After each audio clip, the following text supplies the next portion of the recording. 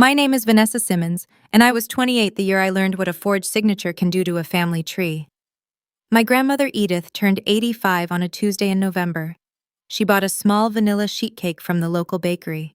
She set the dining room table for 4. She put out the good silver and folded a linen napkin at each empty chair. Nobody came. My parents, Richard and Cynthia, were sitting on a white sand beach in the Maldives. My father sent a text at noon. Happy 85th. Mom, the weather is perfect here.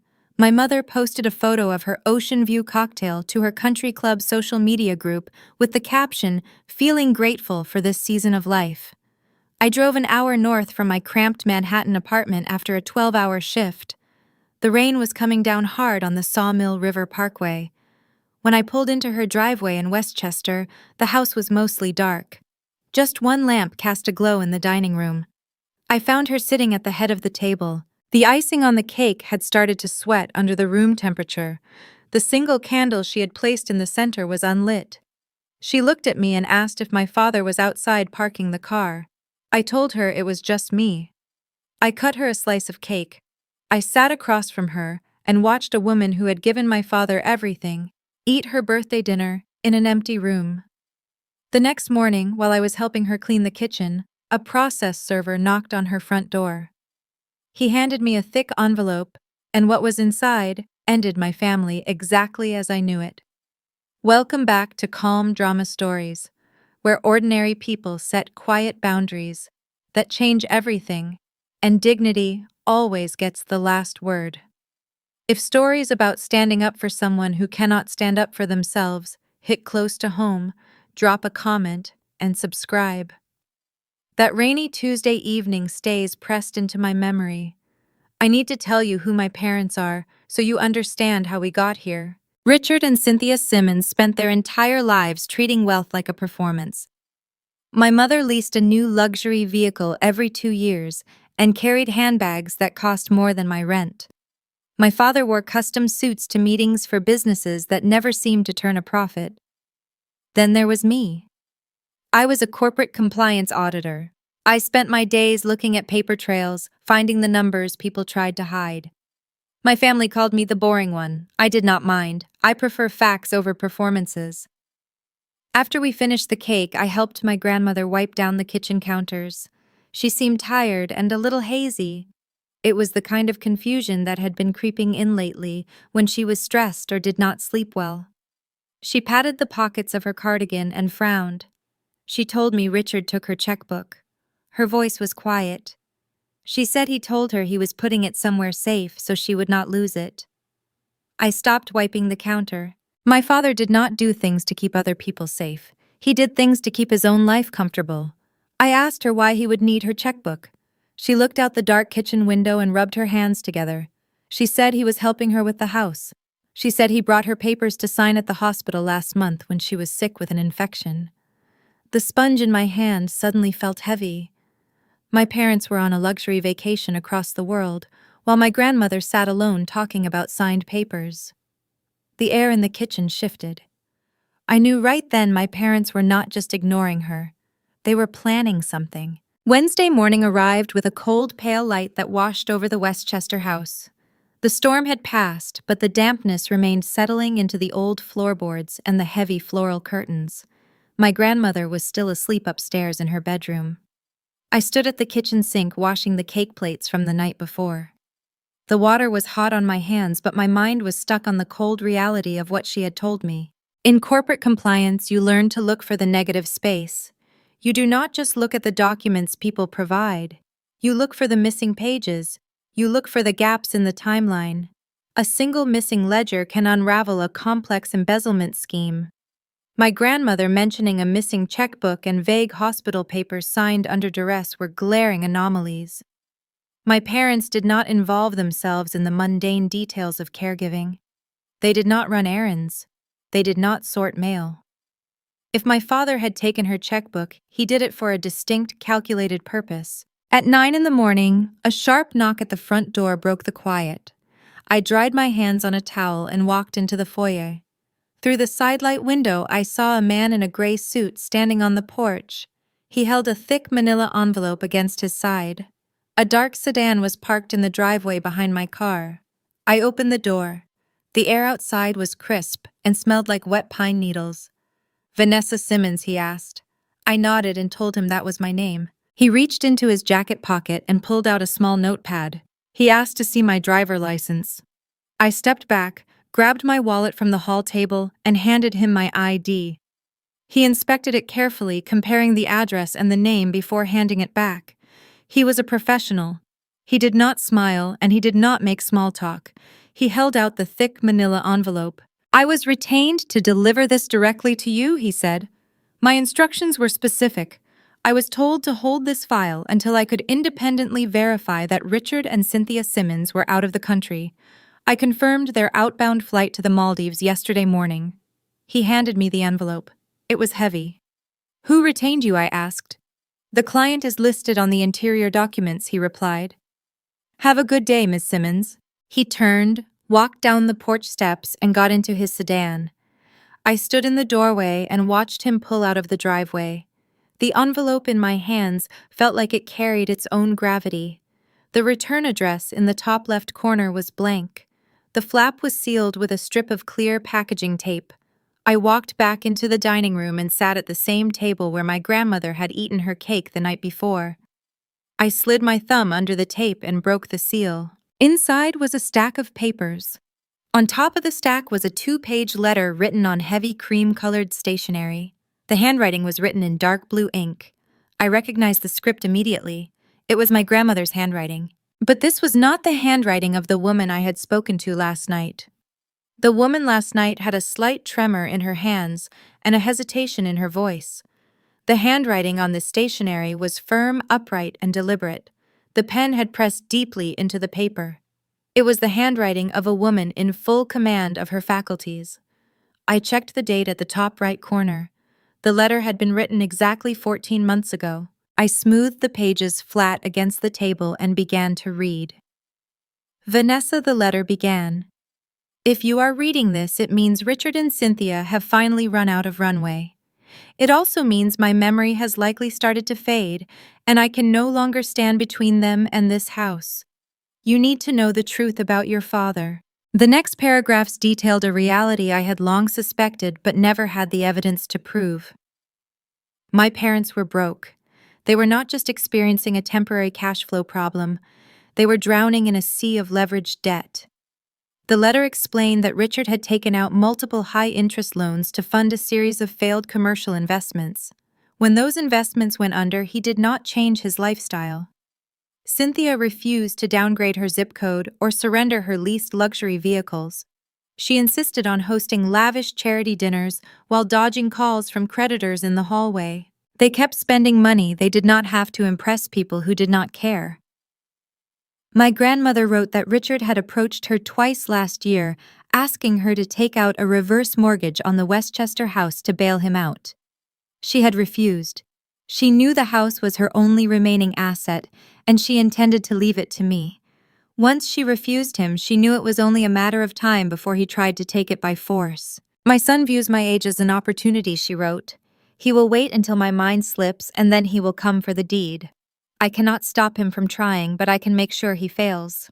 Do not trust anything he shows you. Look at the documents in this envelope and contact the attorney. She is expecting your call." I set the letter down.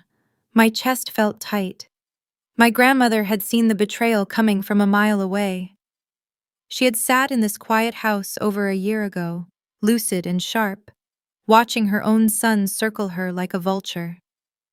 Instead of confronting him and risking a volatile argument, she had quietly prepared a defense. I reached back into the envelope and pulled out the remaining items. The first was a business card printed on thick matte stock. The name Sylvia Thorne was embossed in the center. Below her name it read, "Senior Partner Elder Law and Estate Litigation." The address was a high-end commercial building in Midtown Manhattan. My grandmother had not hired a local general practice lawyer. She had gone into the city and retained a specialist. The second item was a secondary envelope sealed with red wax. Printed across the front in typed letters were the words, "The Edith Simmons Revocable Living Trust." I did not break the wax seal. As an auditor, I knew the value of an intact document. I placed the business card, the sealed trust document, and the handwritten letter back into the manila folder. I needed to call Sylvia Thorne. I needed to understand exactly what legal architecture my grandmother had built to protect herself. Before making the call, I needed a moment to clear my head. The air in the dining room felt stifling. I walked through the kitchen and opened the side door, stepping out into the side yard to take the garbage out.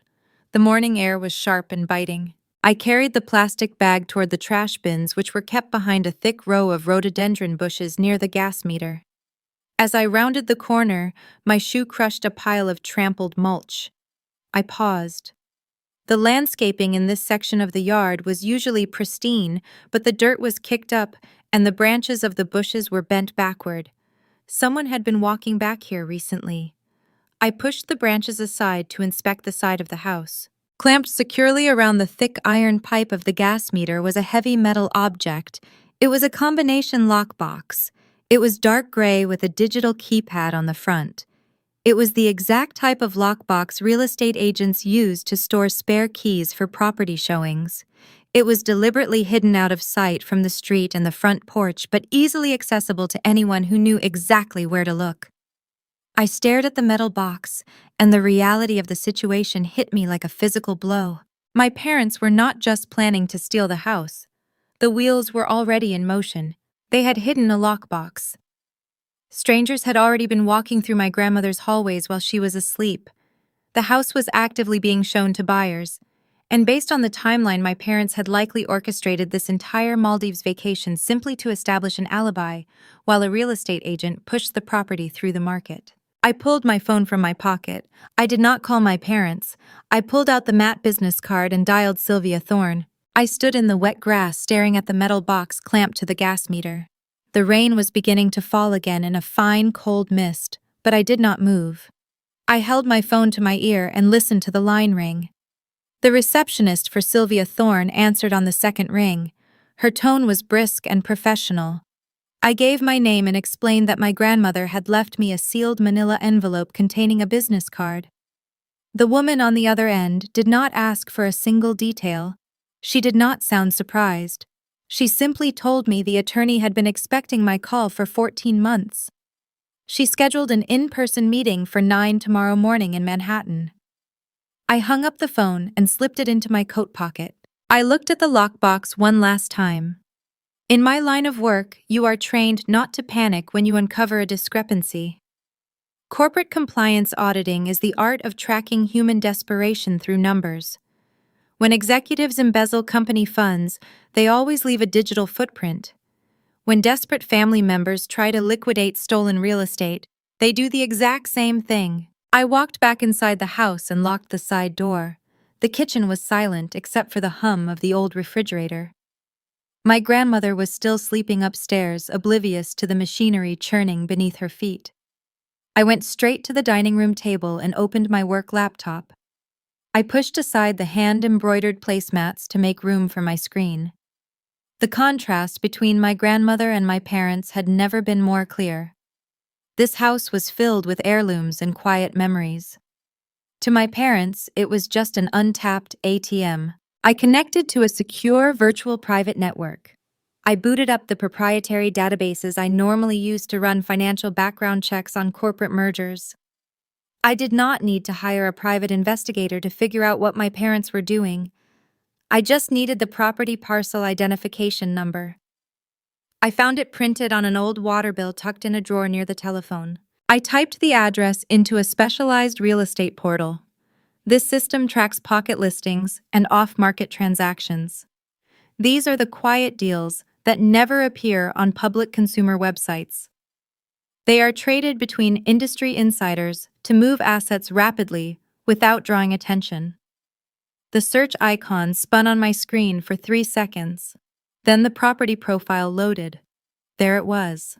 My grandmother's 4-bedroom colonial home built in 1972 was actively listed for sale. The asking price was listed at $500,000. I stared at the numbers on the screen. The property was located in a premium Westchester neighborhood where the empty lot alone was worth that much. The actual market value of the home was easily over $1 million. Setting the price at $500,000 meant only one thing. This was a fire sale. They were pricing it to trigger an immediate cash buyout. I scrolled down the page to find the agent contact information. The listing broker was a woman named Elaine Crawford. I recognized the name instantly. Elaine was a permanent fixture at the luxury country club my mother frequented. They played doubles tennis every Thursday morning. Elaine drove a white sports car and had a well-known reputation in local real estate circles for pushing ethical boundaries to close high-volume deals. She was the perfect accomplice for a quiet and rapid sale. Seeing her name on the screen connected the final pieces of my parents' financial decay. For years, Richard and Cynthia had maintained a flawless facade of upper-class success. But the reality was a decaying structure held together by high-interest debt. My father had launched a string of commercial ventures that collapsed one after another. There was a boutique logistics company that folded within 8 months. There was a commercial retail space in New Jersey that sat empty until the bank finally seized it. He always blamed the market or his business partners. He never blamed himself. Instead of adjusting their lifestyle to match their consecutive failures, my mother doubled down on the illusion. She insisted on leasing a new imported SUV every winter. She continued paying exorbitant country club dues because admitting financial defeat would mean losing her social standing among women like Elaine Crawford. My parents were funding a champagne lifestyle on borrowed time. The creditors were clearly circling, and they were using my grandmother to build a lifeboat. The asking price was only the first red flag. I needed to know how far along the transaction was. I minimized the real estate portal and logged into the Westchester County Public Property Records database. The online clerk portal had a clunky, outdated interface. I navigated to the deed registry and entered my grandmother's legal name. I filtered the search results to show only filings from the last 90 days. 2 documents populated on the screen. The first was a memorandum of contract filed just 10 days ago. A memorandum of contract is a formal public notice stating that a legally binding agreement has been signed between a buyer and a seller. It locks up the property and prevents anyone else from making a competing offer. I clicked the download icon and waited for the scanned document to render. I read through the contractual clauses. Section 4 detailed the timeline for the transfer of funds and the handing over of the keys. The closing date was explicitly scheduled. It was set for next Thursday at 10 in the morning. I checked the calendar application on my phone. My parents were scheduled to fly back from the Maldives on Monday. They had orchestrated the timeline perfectly. They were establishing an airtight alibi by posting tropical vacation photos while Elaine Crawford facilitated the quiet sale back in New York. They planned to land at the airport rest for a few days and then walk into a closing room on Thursday morning to collect $500,000 in untraceable cash. I went back to the memorandum document to identify the buyer. When a family home goes on the market for half its value, it usually attracts local contractors looking to flip a property for a quick profit. I expected to see a local construction company or a wealthy individual investor on the purchaser line. Instead, the line listed a corporate entity named Vanguard Horizon Holdings, LLC. I opened a new browser tab and accessed the state corporate registry. I ran a search on Vanguard Horizon Holdings. The entity had been formed less than 6 months ago in Delaware. Delaware is a notorious safe haven for corporate secrecy, allowing owners to hide their true identities behind registered agents. But compliance auditors know exactly how to pierce a corporate veil. I cross-referenced the registered agent address with national financial regulatory filings. The results mapped back to a specific private equity firm located in Lower Manhattan. The firm specialized in distressed asset acquisitions and hard money lending. They did not buy houses to remodel kitchens and plant gardens in the backyard. They bought distressed debt and seized assets from desperate people. My parents were not selling this house to a nice family. They were handing it over to a predatory corporate machine that would gut the property within a week. I stared at the screen, feeling a cold dread settle in my stomach. The buyer was dangerous and the timeline was razor thin. But the most glaring issue was staring right at me from the bottom of the memorandum document. The seller's signature line was filled with my grandmother's printed name, but the signature itself was not hers. It was signed by Richard Simmons. Beneath his signature was a single typed phrase, claiming his legal right to sell the home.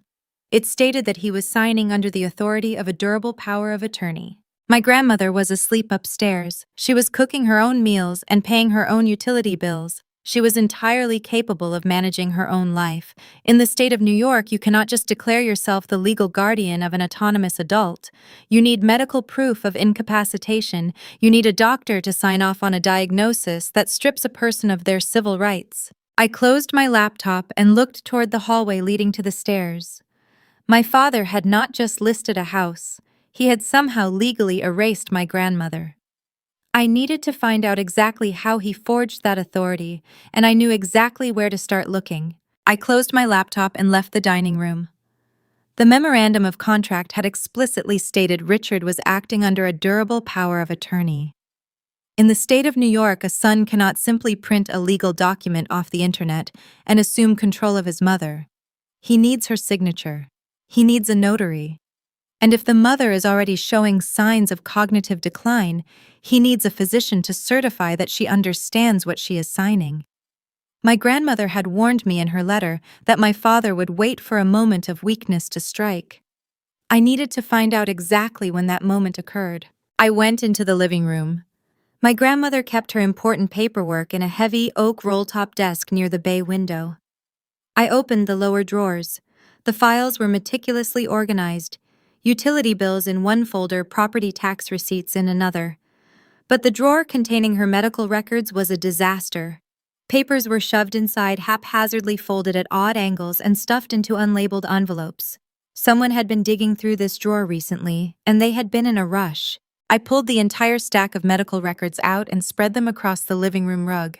I sat on the floor and began sorting the documents by date. As a compliance auditor, I am trained to construct timelines. When you align events chronologically, the anomalies float to the surface. I found the anomaly in a discharge summary from a local hospital dated exactly 3 months ago. According to the summary, my grandmother had been admitted to the emergency room for a severe urinary tract infection. In elderly patients, a UTI can cause sudden and acute delirium. The medical notes indicated she was disoriented, agitated, and unable to recognize her surroundings. She had been prescribed a heavy course of antibiotics and a mild sedative to calm her down. The discharge paperwork noted that her son Richard Simmons was the primary contact and had assumed responsibility for her care during the hospitalization. I dug deeper into the pile and found a second document dated 2 days after the hospital admission. It was a photocopy of a durable power of attorney. I read the text. It granted Richard Simmons absolute authority over Edith Simmons, encompassing all financial, real estate, and healthcare decisions. It was a blanket transfer of power. I looked at the bottom of the page. The signature line contained my grandmother's name. But it was not the steady, deliberate script from the letter she wrote 14 months ago. The signature on the power of attorney was a jagged, trembling scrawl. The pen had lifted several times in the middle of her first name. It was the signature of a woman who was heavily medicated, disoriented, and likely having her hand guided across the paper. To make a power of attorney legally binding in New York, it requires the signature of a licensed notary public. I checked the notary stamp at the bottom of the document. The name was unfamiliar, but the registration number was clear. My father had brought a notary into a hospital room while his mother was suffering from infection-induced delirium. He had placed a legal document in front of a woman who likely did not even know what day it was, and he had stripped her of her civil rights. He did not just steal her house, he stole her autonomy. With this document, he could drain her bank accounts, redirect her pension, and authorize the sale of her only remaining asset. I sat on the rug, surrounded by the medical files, feeling a cold fury building in my chest. My parents were currently sitting on a beach in the Maldives, funded by a loan secured against a house they were actively trying to steal. They had timed this perfectly. They waited for a medical emergency, weaponized her temporary vulnerability, and then left the country while a corrupt real estate agent finalized the liquidation. My phone buzzed in my pocket. I pulled it out and looked at the screen. The caller ID displayed an international number. It was my mother. I let it ring 3 times before swiping to answer. I did not speak. I held the phone to my ear and waited. "Vanessa, darling." My mother's voice flowed through the speaker. The connection was surprisingly clear. I could hear the faint sound of ocean waves in the background. "We were so glad to hear you made it up to the house. How is your grandmother doing?" Her tone was bright and manufactured. It was the exact voice she used when speaking to the valet at the country club. "She is fine," I said, keeping my voice entirely flat. "She was a little confused about why you and Dad missed her birthday." "Oh, you know how she gets," my mother replied, dismissing the comment effortlessly. "Her memory is just slipping away. It is so tragic to watch." "That is actually why I am calling.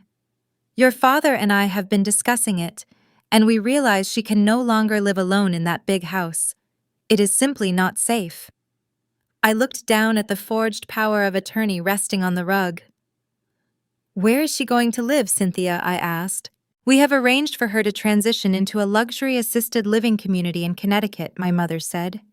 "It has a beautiful garden and around-the-clock nursing staff." Your father handled the paperwork before we left. The movers are scheduled to pack her belongings next Friday. "We want you to focus on your job in the city and let us handle this." She was lying. I had seen their financial records. They were drowning in debt. They could not afford a luxury assisted living facility in Connecticut. They were going to dump her in a state-run nursing home and take the $500,000 from the corporate buyer to save their own lifestyle. "And Vanessa!" My mother's voice dropped an octave, losing the manufactured brightness. The tone became sharp and territorial. "Do not go digging through her things. The house is a mess and we are having an organizer come in next week.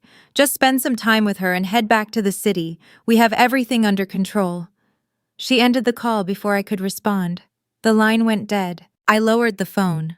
My mother was not calling to check on my grandmother. She was calling to establish a perimeter. She knew I was an auditor, and she was terrified I would start looking at the paperwork.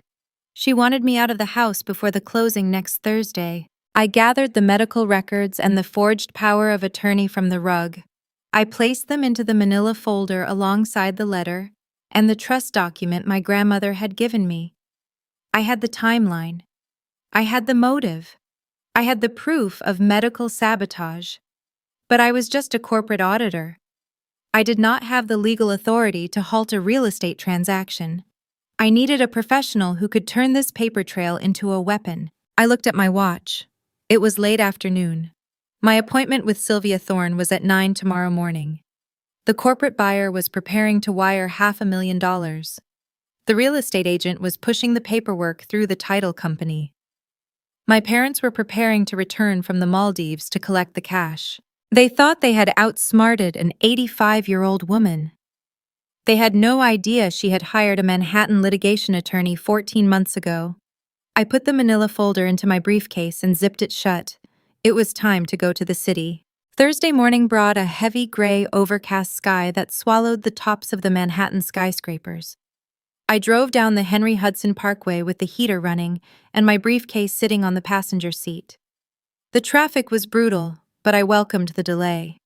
It gave me time to organize my thoughts. In my line of work, preparation is the only barrier between success and ruin. The law office of Sylvia Thorne was located on the 42nd floor of a glass tower in Midtown. The reception area did not look like a place where families came to hold hands and grieve. It looked like a fortress. The walls were paneled in dark walnut, and the air smelled faintly of expensive leather and lemon polish. A receptionist asked for my name and immediately guided me down a long corridor to a corner office. Sylvia Thorne stood behind a sprawling mahogany desk. She was a woman in her late 50s wearing a tailored charcoal suit that looked sharp enough to draw blood. Her silver hair was pulled back into a tight knot, and her posture was rigid. I had read her professional biography while sitting in traffic. Before opening her private practice, she spent 12 years as a federal prosecutor, specializing in white-collar fraud. She was not a lawyer who drafted simple wills for nice families. She was a tactical weapon you hired when you expected a war. She did not offer me a cup of coffee. She did not ask how my drive was. She simply pointed to the leather chair across from her desk and held out her hand. I sat down, opened my briefcase, and handed her the thick manila envelope. I also placed the printed memorandum of contract, the forged power of attorney, and the medical discharge summary on her desk. Sylvia ignored the paperwork I had brought and focused entirely on the envelope my grandmother had given me. She pulled a brass letter opener from her drawer and sliced through the red wax seal on the secondary folder. She extracted a stack of legal documents printed on heavy archival paper. She read the first page in silence. Then she looked up and met my eyes. "Your grandmother sat in that exact chair 14 months ago," Sylvia said. Her voice was low and precise. She arrived alone in a taxi. She told me her son was bleeding cash and hiding it behind leased cars and expensive suits. She knew his creditors were closing in. She predicted he would wait for her health to falter and then attempt to liquidate her home. She hired me to build a vault he could not crack. Sylvia turned the document around and pushed it across the desk so I could read the header. It was a revocable living trust. "The day she sat in my office, your grandmother executed this trust," Sylvia continued. "More importantly, she transferred the deed of the Westchester property directly into it. She stopped owning that house as an individual 14 months ago. The property is legally owned by the Edith Simmons Revocable Living Trust.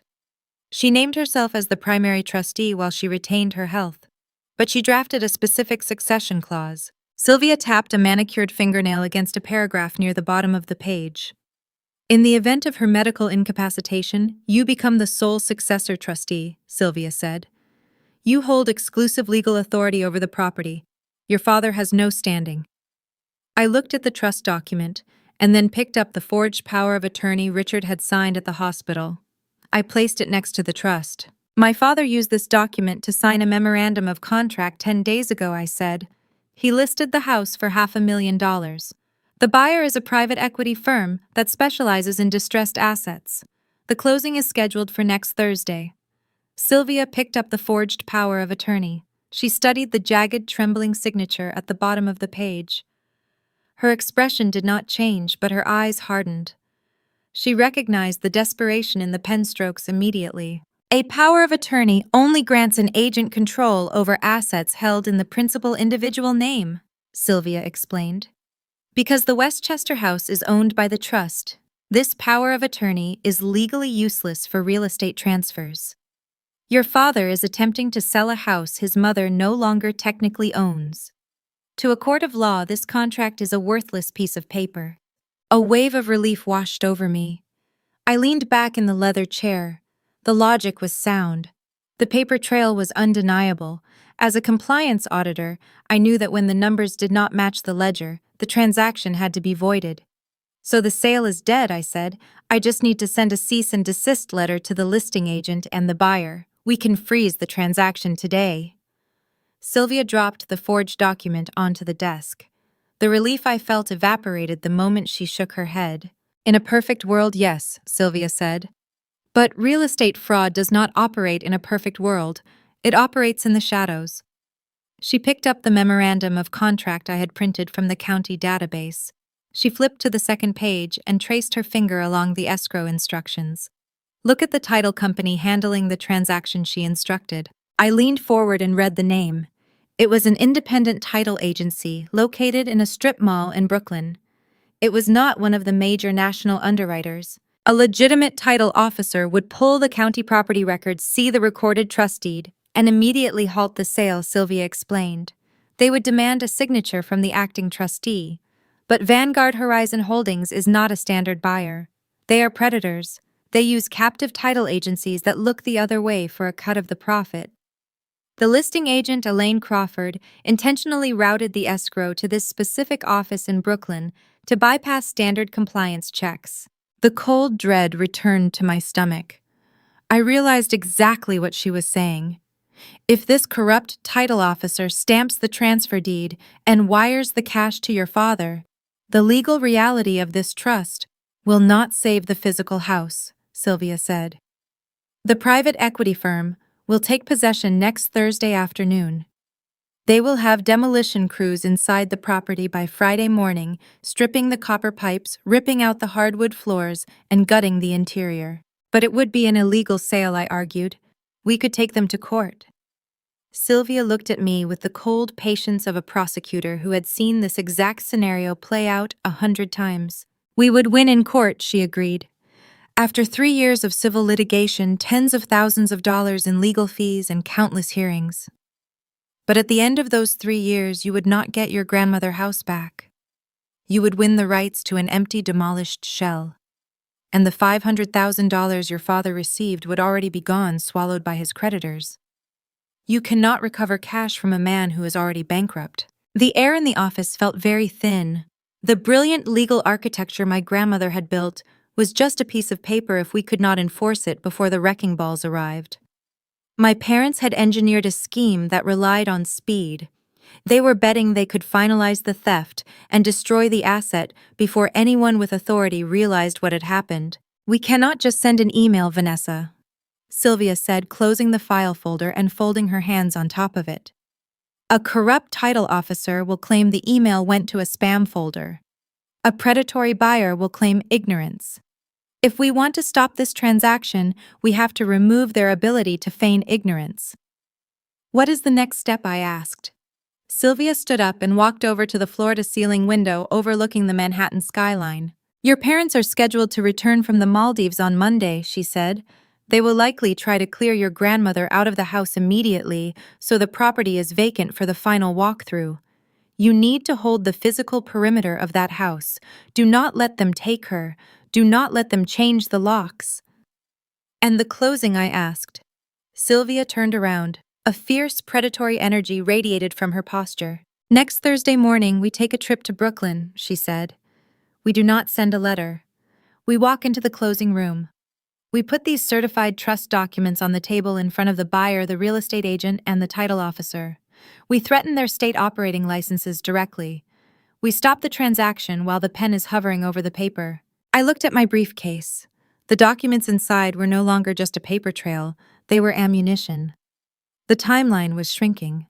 I had to go back to Westchester and hold the line against my own family until Thursday. I thanked Sylvia and walked out of the fortress. The war had officially begun. I drove back to Westchester with the heating vents blasting air against my face. The weekend traffic was light, but my mind was racing.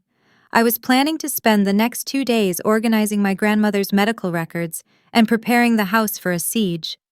I intended to change the locks, secure the windows, and wait for Thursday morning. I did not realize the siege had already begun. When I turned onto Oakwood Lane, I saw a generic white box truck parked in my grandmother's driveway. The engine was idling, sending a steady plume of white exhaust into the cold morning air. 2 men wearing matching blue work shirts were walking out the front door. They were carrying the antique cherry wood entryway table that had sat in the foyer since I was a child. My parents were supposed to land at John F. Kennedy Airport on Monday. They were here right now on Saturday morning. Elaine Crawford protected her commissions. When she saw the lockbox had been tampered with, or when she checked the property showing logs, she must have called my mother. My parents abandoned their Ocean View suite, booked an emergency flight, and rushed back to New York to clear the asset before the closing. They knew someone was snooping around the property, and they decided to accelerate their timeline. I parked my car at the base of the driveway, directly behind the moving truck, blocking it in. I grabbed my briefcase off the passenger seat and walked up the paved incline. I did not run. Running signals panic, and panic hands the authority to the other side. I stepped onto the porch and placed myself between the 2 workers and the open front door. I asked them who hired them. The taller of the 2 men shifted the weight of the cherry wood table and pointed his chin toward the interior of the house. He said the homeowner hired them for a rush job. I looked at the worker and kept my voice at the exact volume I used during hostile boardroom audits. I told them they were currently trespassing on private property held in a legal trust. I informed them that removing assets from this premise without the express written authorization of the trustee constitutes grand larceny in the state of New York. I asked them if their employer carried liability insurance for participating in felony theft. Hourly contractors do not get paid enough to risk prison time for a rush job. The taller man looked at his partner. They carefully set the antique table down on the porch planks. My father burst through the front door a second later. He was wearing a rumpled linen travel suit. He had a deep, fresh sunburn from the Maldives, but his face was drained of color beneath it. His tie was undone and hanging loosely around his neck. He looked at the workers and yelled at them to keep moving. He said he was paying them double the standard rate to clear the first floor by noon. I turned to the workers. I told them that if they touched the table again, I would record their license plate and file a police report before they reached the highway. The men looked at my father sweating in his linen suit. They looked at me standing motionless with a leather briefcase. They made the smart calculation. The two men walked straight down the driveway to their truck. They drove across the wet lawn to maneuver around my parked car and disappeared down the street. My mother stepped out onto the porch holding a stack of flattened cardboard boxes. She wore expensive, oversized sunglasses and a silk scarf tied tight around her neck. The resort tan looked absurd against the gray Westchester morning. She dropped the boxes when she saw the moving truck driving away. She demanded to know what I was doing and why I was ruining their schedule. I told them the move was canceled. Richard stepped toward me. He was a tall man who used his physical presence to intimidate loan officers and construction contractors when his logistics company started bleeding revenue. He tried to use the same tactic on me. He leaned in and ordered me to get out of the way. He said he had the legal authority to pack the house and move his mother to a care facility today. I asked him the name of the facility. He hesitated and looked at Cynthia. My mother chimed in with a generic-sounding name. She called it the Oak Ridge Care Center. I recognized the name immediately. It was not a luxury assisted living community in Connecticut. It was a Medicaid-funded state-run nursing home 2 towns over. It was a facility notorious for linoleum floors, fluorescent lights, and severe staff shortages. They were going to dump a woman who had given them everything into a sterile shared room just to empty the real estate for their private equity buyer. I stood in the doorway and blocked the entrance. I told Richard he was not taking her anywhere. He reached into his suit jacket and pulled out a folded piece of paper. It was a copy of the forged power of attorney. He shook the paper at me. He raised his voice so the neighbors across the street could hear him. He said this document gave him the right to do whatever he deemed necessary for his mother's welfare. I did not flinch. I did not raise my voice to match his. I looked at the jagged signature on the paper. I told him he procured that signature while his mother was delirious with a severe infection and heavily medicated. I told him I had the hospital discharge summary in my briefcase to prove it. The polished facade my father had maintained for decades shattered right there on the porch. He stopped pretending he cared about his mother's well-being. His voice cracked with raw, unfiltered desperation. He said the house was his inheritance and he needed the equity right now. He said I had no idea what kind of financial pressure he was under or who he owed money to. He was sweating heavily despite the cold morning air. This was the real Richard Simmons. He was a cornered debtor willing to sacrifice his own mother to save his country club membership and his fragile ego. Cynthia realized intimidation was not working. She pivoted to a different strategy. She pulled off her designer sunglasses. Her eyes were red and watery. She tried to play the victim. She said I was being cruel and destroying the family over a simple misunderstanding. She begged me to step aside and let them handle the adults' business. I did not respond to the tears. I had seen her use those exact same tears to get out of paying local florists when her charity galas ran over budget. I stared at her and waited for her to finish the performance. Richard saw the coldness in my expression. He realized I was not going to step aside and I was not going to be emotionally manipulated. He folded the forged document and shoved it back into his pocket. He pointed a finger at my chest. He said if I wanted to play legal games, he would oblige. He promised to drive to the local precinct and return with law enforcement to remove a trespasser who was interfering with a legal guardian. They walked down the driveway to their luxury SUV parked on the street. Cynthia threw the cardboard boxes into the trunk. Richard slammed his door hard enough to shake the vehicle. They sped away, leaving deep tire tracks in the wet asphalt. I stood on the porch and listened to the engine fade into the distance. I had won the morning, but the real test was coming. My parents were unhinged, and they were going to use the police as a weapon. I picked up my briefcase and walked into the house to prepare the paperwork. The police were on their way, and I had to be ready to face them. The silence that followed their departure did not last long.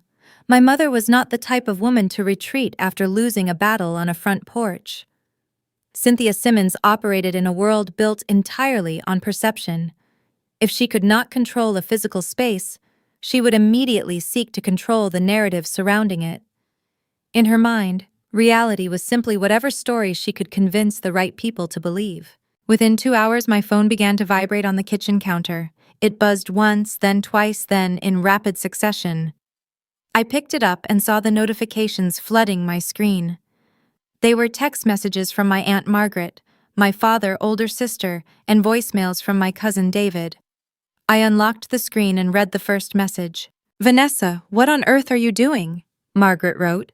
"Your mother just called me in tears. She said you are having a severe mental breakdown and have barricaded yourself in Edith House. Please let Richard in before this gets out of hand." The next message was from David. It was less polite. He accused me of trying to isolate our grandmother to steal her remaining savings. He demanded I open the door and let the movers do their job before he drove up from Long Island to remove me himself. I set the phone down. Cynthia had moved swiftly.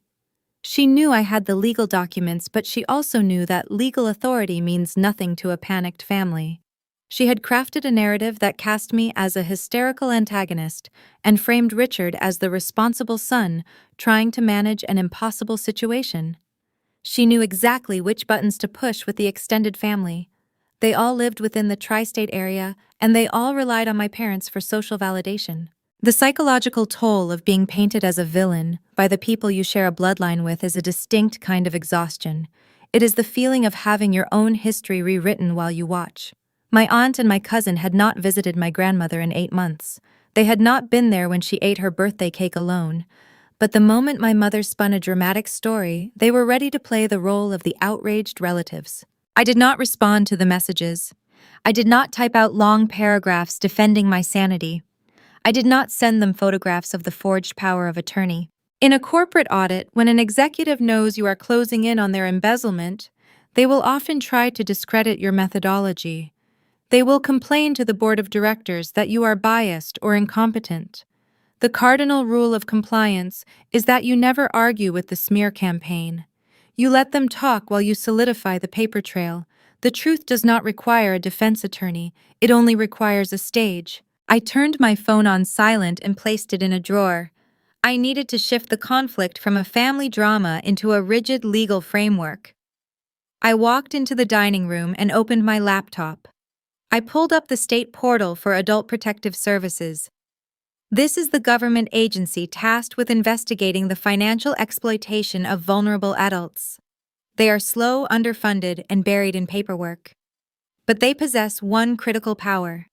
They can freeze assets and initiate criminal referrals. I began filling out the online intake form. I entered my grandmother's demographic information. I detailed the timeline of the hospital admission, the urinary tract infection, and the delirium. I uploaded the medical discharge summary. Then I reached the section regarding the suspected abuse. I typed out a clear chronological narrative. I stated that Richard Simmons had procured a signature on a durable power of attorney while the principal was medically incapacitated. I uploaded the scanned copy of the forged document, pointing out the irregular signature. I then uploaded the memorandum of contract, proving that he was actively attempting to liquidate her primary residence using that fraudulent authority. I hit submit and received an automated confirmation number. Filing a report is only the first step. You have to force the agency to care. I looked up the phone number for the regional field office in Westchester County and dialed it on the landline. I navigated the automated menu until I reached an intake coordinator. Her voice was flat and weary. I gave her the confirmation number I had just generated.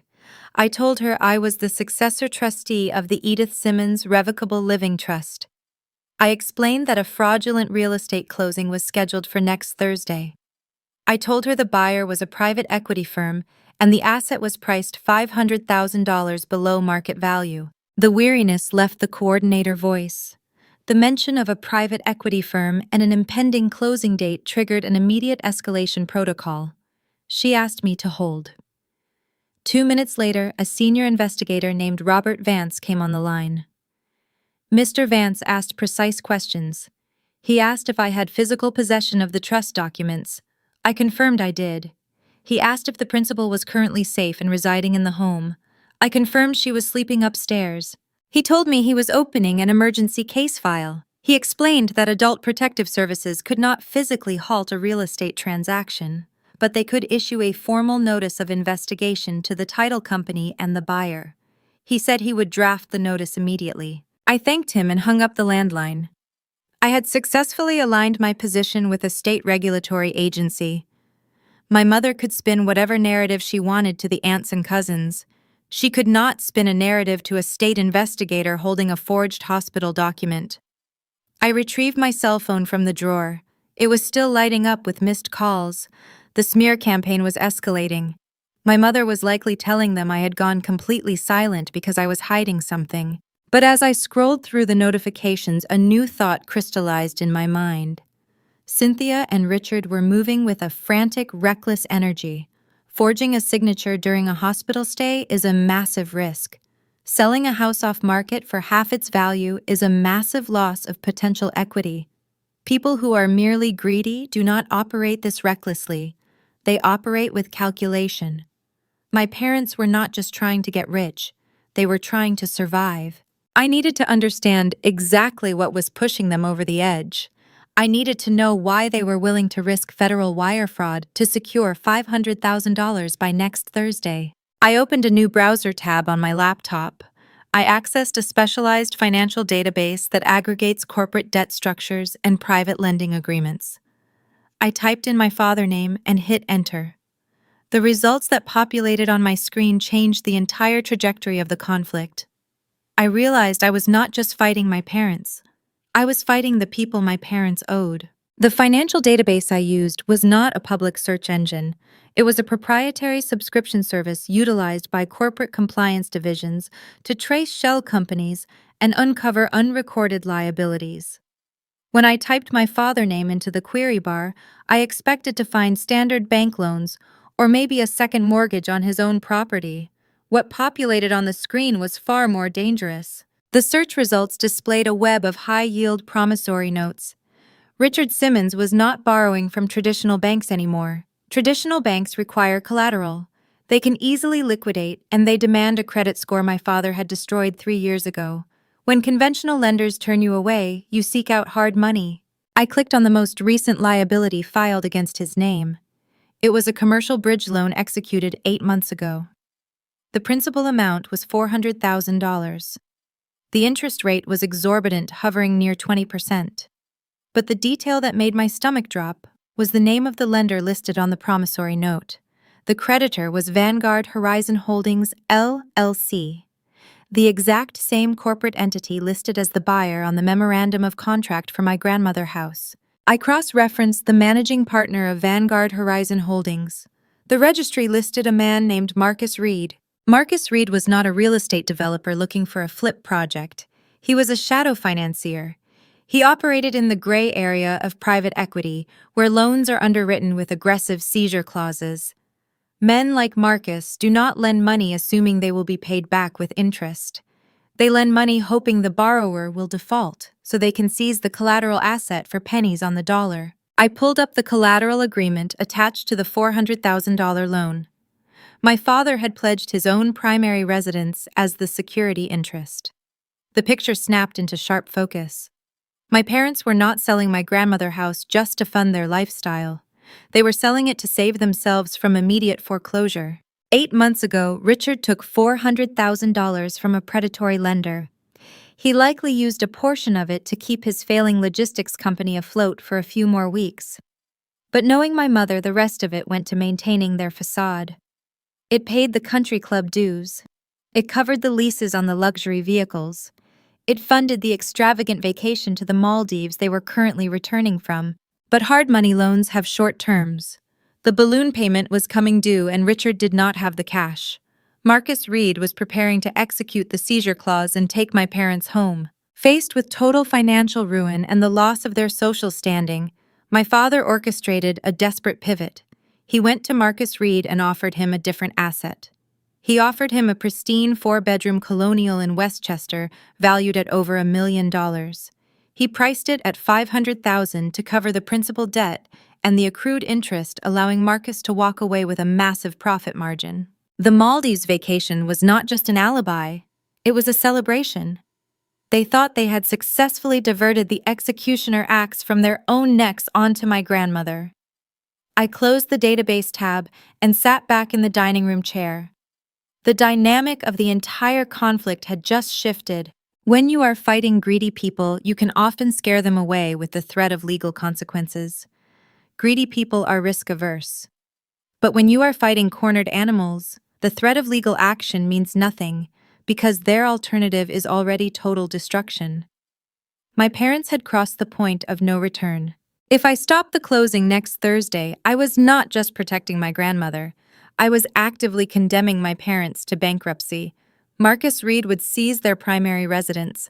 Their luxury cars would be repossessed. Cynthia would be exiled from her country club. They would lose everything they had spent their entire lives pretending to own. For a brief moment, a heavy silence hung in the room. The weight of what I was about to do pressed down on me. In American society, there is an unspoken expectation that children must protect their parents. You are supposed to shield them from the consequences of their actions, even when those actions are destructive. I listened to the faint sound of my grandmother's footsteps upstairs. She was walking slowly to the bathroom. I thought about the birthday cake sitting on the counter. I thought about the forged signature on the hospital document. I thought about the state-run nursing home they had selected for her. They had made their choice. They decided their lifestyle was worth more than her safety. My job was not to save them from the consequences of their own arrogance. My job was to enforce the boundaries they tried to bulldoze. A sudden heavy knocking on the front door shattered the quiet. It was not the polite, professional knock of a process server. It was a loud, authoritative pounding. It was the sound of a fist hitting solid wood with intent. I walked to the foyer and looked through the sidelight window. 2 local police officers were standing on the porch. Behind them, standing on the wet driveway, were my father and mother. Richard had his suit jacket off and his sleeves rolled up. He was talking animatedly to a third officer pointing toward the house and holding the forged power of attorney in his hand. Cynthia was standing slightly behind him, clutching her designer handbag, holding a tissue to her face. She was performing the role of the distressed daughter-in-law flawlessly. They had actually done it.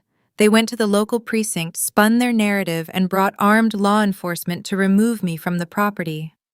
The taller officer on the porch knocked again, harder this time. I did not panic. I did not run to the back door. In compliance auditing, when a hostile executive tries to overwhelm you with authority, you do not retreat. You present the ledger. I walked back into the dining room, grabbed my leather briefcase, and walked to the front door. I unlocked the deadbolt and pulled the door open. I opened the heavy wooden door and stepped out onto the front porch. The rain had stopped, but the air was thick with moisture. The flashing red and blue lights from the cruiser reflected across the wet asphalt of my grandmother's driveway. Several front doors across the street had cracked open. In a wealthy Westchester suburb, a police presence is a spectator event. People do not mind their own business. They watch from behind their curtains and they judge. My parents were counting on that public pressure to break my nerve. 2 officers stood at the bottom of the porch steps. They wore dark blue uniforms and heavy utility belts. The officer on the left was older, with silver hair at his temples. The younger officer stood slightly behind him, resting his hand near his radio. My father stood next to the older officer. His sleeves were rolled up past his elbows, revealing the expensive diving watch he had bought on credit 3 years ago. He was holding the forged power of attorney like a shield. My mother stood a few paces back near the bumper of the police cruiser. She held a damp tissue pressed to her cheek. She was playing the role of the terrified daughter-in-law perfectly. "Ma'am," the older officer spoke first. His voice was firm but measured. "Are you Vanessa Simmons?" I kept my posture relaxed. I nodded and told him that was my name. "We received a call from your father." The officer continued, pointing a thumb toward Richard. He stated you are trespassing on his property and preventing him from administering necessary medical care to his mother. He provided documentation establishing himself as her legal guardian. He says you are causing a disturbance and he wants you removed from the premises immediately. I looked at my father. He squared his shoulders and lifted his chin. Growing up, Richard always relied on borrowed authority to bully people into submission. If a contractor demanded payment for a finished job, he would threaten to call the Better Business Bureau. If a mechanic quoted him a high price, he would threaten to call his lawyer. He used the police the exact same way. He viewed them as a private security force he could dispatch to solve his financial problems. He expected me to crumble the moment I saw a badge on my front steps. In the corporate compliance sector, you interact with federal regulators and law enforcement frequently. The first lesson you learn is that law enforcement officers do not want to be caught in the middle of a complex dispute. They want clear jurisdictional boundaries. If you present them with an ambiguous civil issue, they will step away to avoid liability. They fear wrongful arrest lawsuits more than they fear angry citizens. I did not raise my voice. I did not act defensive. I looked directly at the older officer. "Officer, I understand why you are here," I said. "But the man standing next to you is lying. This property does not belong to him. It belongs to a legal trust. Furthermore, the document he showed you was procured under fraudulent circumstances while the principal was hospitalized with severe delirium." Richard stepped forward, his face flushing a deep red. "She is lying," he shouted, pointing a rigid finger at me. "My mother is losing her mind. I am her designated power of attorney. This girl is trying to isolate her and steal her money. Officer, I want her removed right now." The younger officer shifted his weight and asked me to step down from the porch. He said it would be easier if we all went down to the station to sort this out, away from the neighbors. I knew exactly what that meant. If I left the property to go to the station, Richard would have a locksmith change the deadbolts before I reached the end of the street. Once he secured the physical structure, my grandmother would be forced into the state-run nursing home by sunset. The house would be vacant and ready for the private equity buyer. I stayed planted on the porch. I unclasped the brass latches of my leather briefcase. "I am not leaving the property," I said, keeping my tone even and cooperative.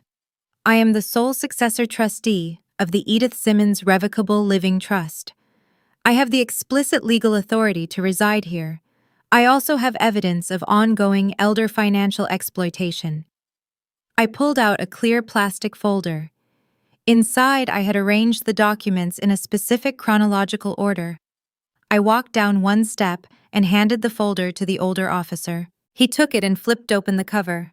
The first document was the certified trust deed drafted by Sylvia Thorne 14 months ago. "Please review the first page," I instructed. "You will see that Edith Simmons transferred the deed of this house into a revocable living trust. She is no longer the individual owner of this real estate. The power of attorney my father is holding only applies to individual assets. It grants him zero authority over this physical structure. Furthermore, Section 4 of that trust document clearly appoints me as the successor trustee." The older officer read the page. He frowned and looked at the forged document Richard was holding. Then he looked back at my folder. His body language shifted. He stopped treating me like a trespassing suspect and started treating me like a peer. "The second document is a hospital discharge summary," I continued. "It proves my grandmother was treated for severe delirium and disorientation on the exact same day my father obtained that power of attorney signature." Richard tried to interject. He claimed the hospital records were a separate matter and demanded they enforce his document. The older officer held up a hand to silence him. The officer was reading the discharge summary. He was realizing this was not a simple trespassing call. This was a paper war. "Turn to the final page," I said. The officer flipped the plastic sleeve. The final document was the automated confirmation receipt from Adult Protective Services. I had printed it right after speaking with Robert Vance. "An hour ago, I filed a formal complaint with the state," I explained. "I spoke directly with senior investigator Robert Vance. He has opened an active emergency case file regarding the fraudulent liquidation of this property and the exploitation of a vulnerable adult. The state is now involved. The older officer stared at the state seal on the printed receipt. He closed the plastic folder and handed it back to me. He let out a long exhale. He turned to my father. "Sir," the officer said. His tone had lost the commanding edge and replaced it with strict bureaucratic detachment. "This is a civil dispute over a trust document. We cannot enforce a power of attorney when there is a competing trust deed establishing her residency." Richard's jaw dropped. He stepped toward the officer. "What do you mean you cannot enforce it? I am her son. I called you to remove a trespasser." "She is not a trespasser," the officer replied. "She has paperwork establishing legal residency and control of the property. More importantly, she has an active investigation filed with Adult Protective Services. If we force her off this property, we are interfering with a state-level elder abuse inquiry. We are not touching this." Cynthia dropped her damp tissue. Her performance evaporated instantly. She glared at the officers and demanded they call their watch commander. She insisted they were failing to protect a senior citizen from a mental patient. The venom in her voice revealed the real Cynthia Simmons. The younger officer shook his head. "Lady," he said, "you need to take this to probate court. If you try to force entry into this house tonight, we will be back and we will be arresting you for breaking and entering. Do you understand?" The humiliation on my father's face was visceral. He had orchestrated this public spectacle to intimidate me. Instead, he was being warned with criminal trespass on a quiet Westchester street in full view of his former neighbors. The people across the street were still standing on their porches, watching the golden boy of the neighborhood get dressed down by local law enforcement. Richard realized the physical battle for the house was over. He could not remove me. He could not pack the furniture. He could not drag his mother to a Medicaid facility. He looked at me standing on the porch with my briefcase. The rage in his eyes was stripped of all pretense. He was a man staring into the abyss of his own financial ruin. He pointed a finger at me. His hand was shaking. "You think you won?" He sneered, his voice carrying through the damp air. "You think a couple of cops change anything? The contract is signed, Vanessa. The title company has the escrow instructions. The buyer is bringing the cash on Thursday morning. You can sit in this house all you want, but by Thursday afternoon I will own the equity and Vanguard will own the deed." He turned around and marched down the driveway. Cynthia hurried after him, her heels clicking sharply against the wet pavement. They got into their luxury vehicle and drove away without looking back. The police officers lingered for a moment. The older officer told me to call the precinct if they returned and tried to break a window. I thanked them for their time. They walked back to their cruiser and drove off, leaving the street quiet once again. I stepped back inside and locked the heavy wooden door. I engaged the deadbolt and the chain. I leaned against the doorframe and listened to the silence of the house. My father was right about one thing. Holding the physical perimeter did not stop the financial transaction. The private equity firm was still mobilizing. The corrupt title officer in Brooklyn was still processing the paperwork. Marcus Reed was still expecting his payout to clear the $400,000 hard money loan. I had 48 hours until the scheduled closing. I had to secure the house and prepare my grandmother for the storm that was about to hit. I needed her to understand what was going to happen when I walked into that title agency on Thursday. The Tuesday evening after the police standoff settled into a fragile quiet. The house felt like a fortress holding its breath. The heavy wooden door remained bolted, and the curtains were drawn tight against the damp Westchester night.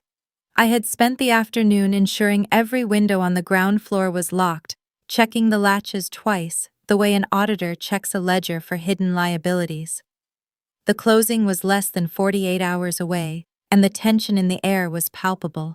My grandmother was sitting in her favorite floral armchair by the fireplace. The television was off. The only sound in the room was the steady ticking of the grandfather clock in the hallway. I brought her a cup of chamomile tea and sat on the edge of the sofa across from her. She looked smaller than she had a year ago. The cardigan she wore hung loosely from her shoulders, and her hands resting on her lap were thin and veined. But her eyes, when she looked up at me, were clear. The hazy confusion that had clouded her expression on the night of her birthday was entirely gone. It was one of those profound moments of clarity that often surface in the early stages of cognitive decline, a window opening wide before the fog rolls back in. She took a sip of the tea and placed the saucer on the side table. "You stopped him," she said, her voice quiet but steady. I nodded. I stopped the movers. The house is secure. She leaned her head back against the floral upholstery and closed her eyes for a moment. Growing up, I had watched her navigate the world with a quiet, unyielding grace. My grandfather had passed away when Richard was a teenager, leaving her to raise a son and manage the household alone. She had never been wealthy, but she had always been resourceful. She understood the value of stability, and she had worked tirelessly to maintain it. "I knew he would try to take it," she said, opening her eyes and looking directly at me. "I knew it the day he asked for the reverse mortgage. Richard has always looked at the world and seen only what it owes him. He never learned how to build anything of his own, so he learned how to dismantle what others had built." She reached out and rested her hand over mine. Her grip was surprisingly firm. "That is why I went to the lawyer in the city," she continued. "I could not trust him to protect me when my mind started to fail. But I knew I could trust you, Vanessa. You have always been the one who pays attention to the details. You are the one who notices when things do not add up."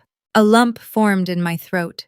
For my entire life, my parents had dismissed me as the boring one, the corporate drone obsessed with paperwork. They had treated my career as a lack of ambition. But my grandmother had seen it differently.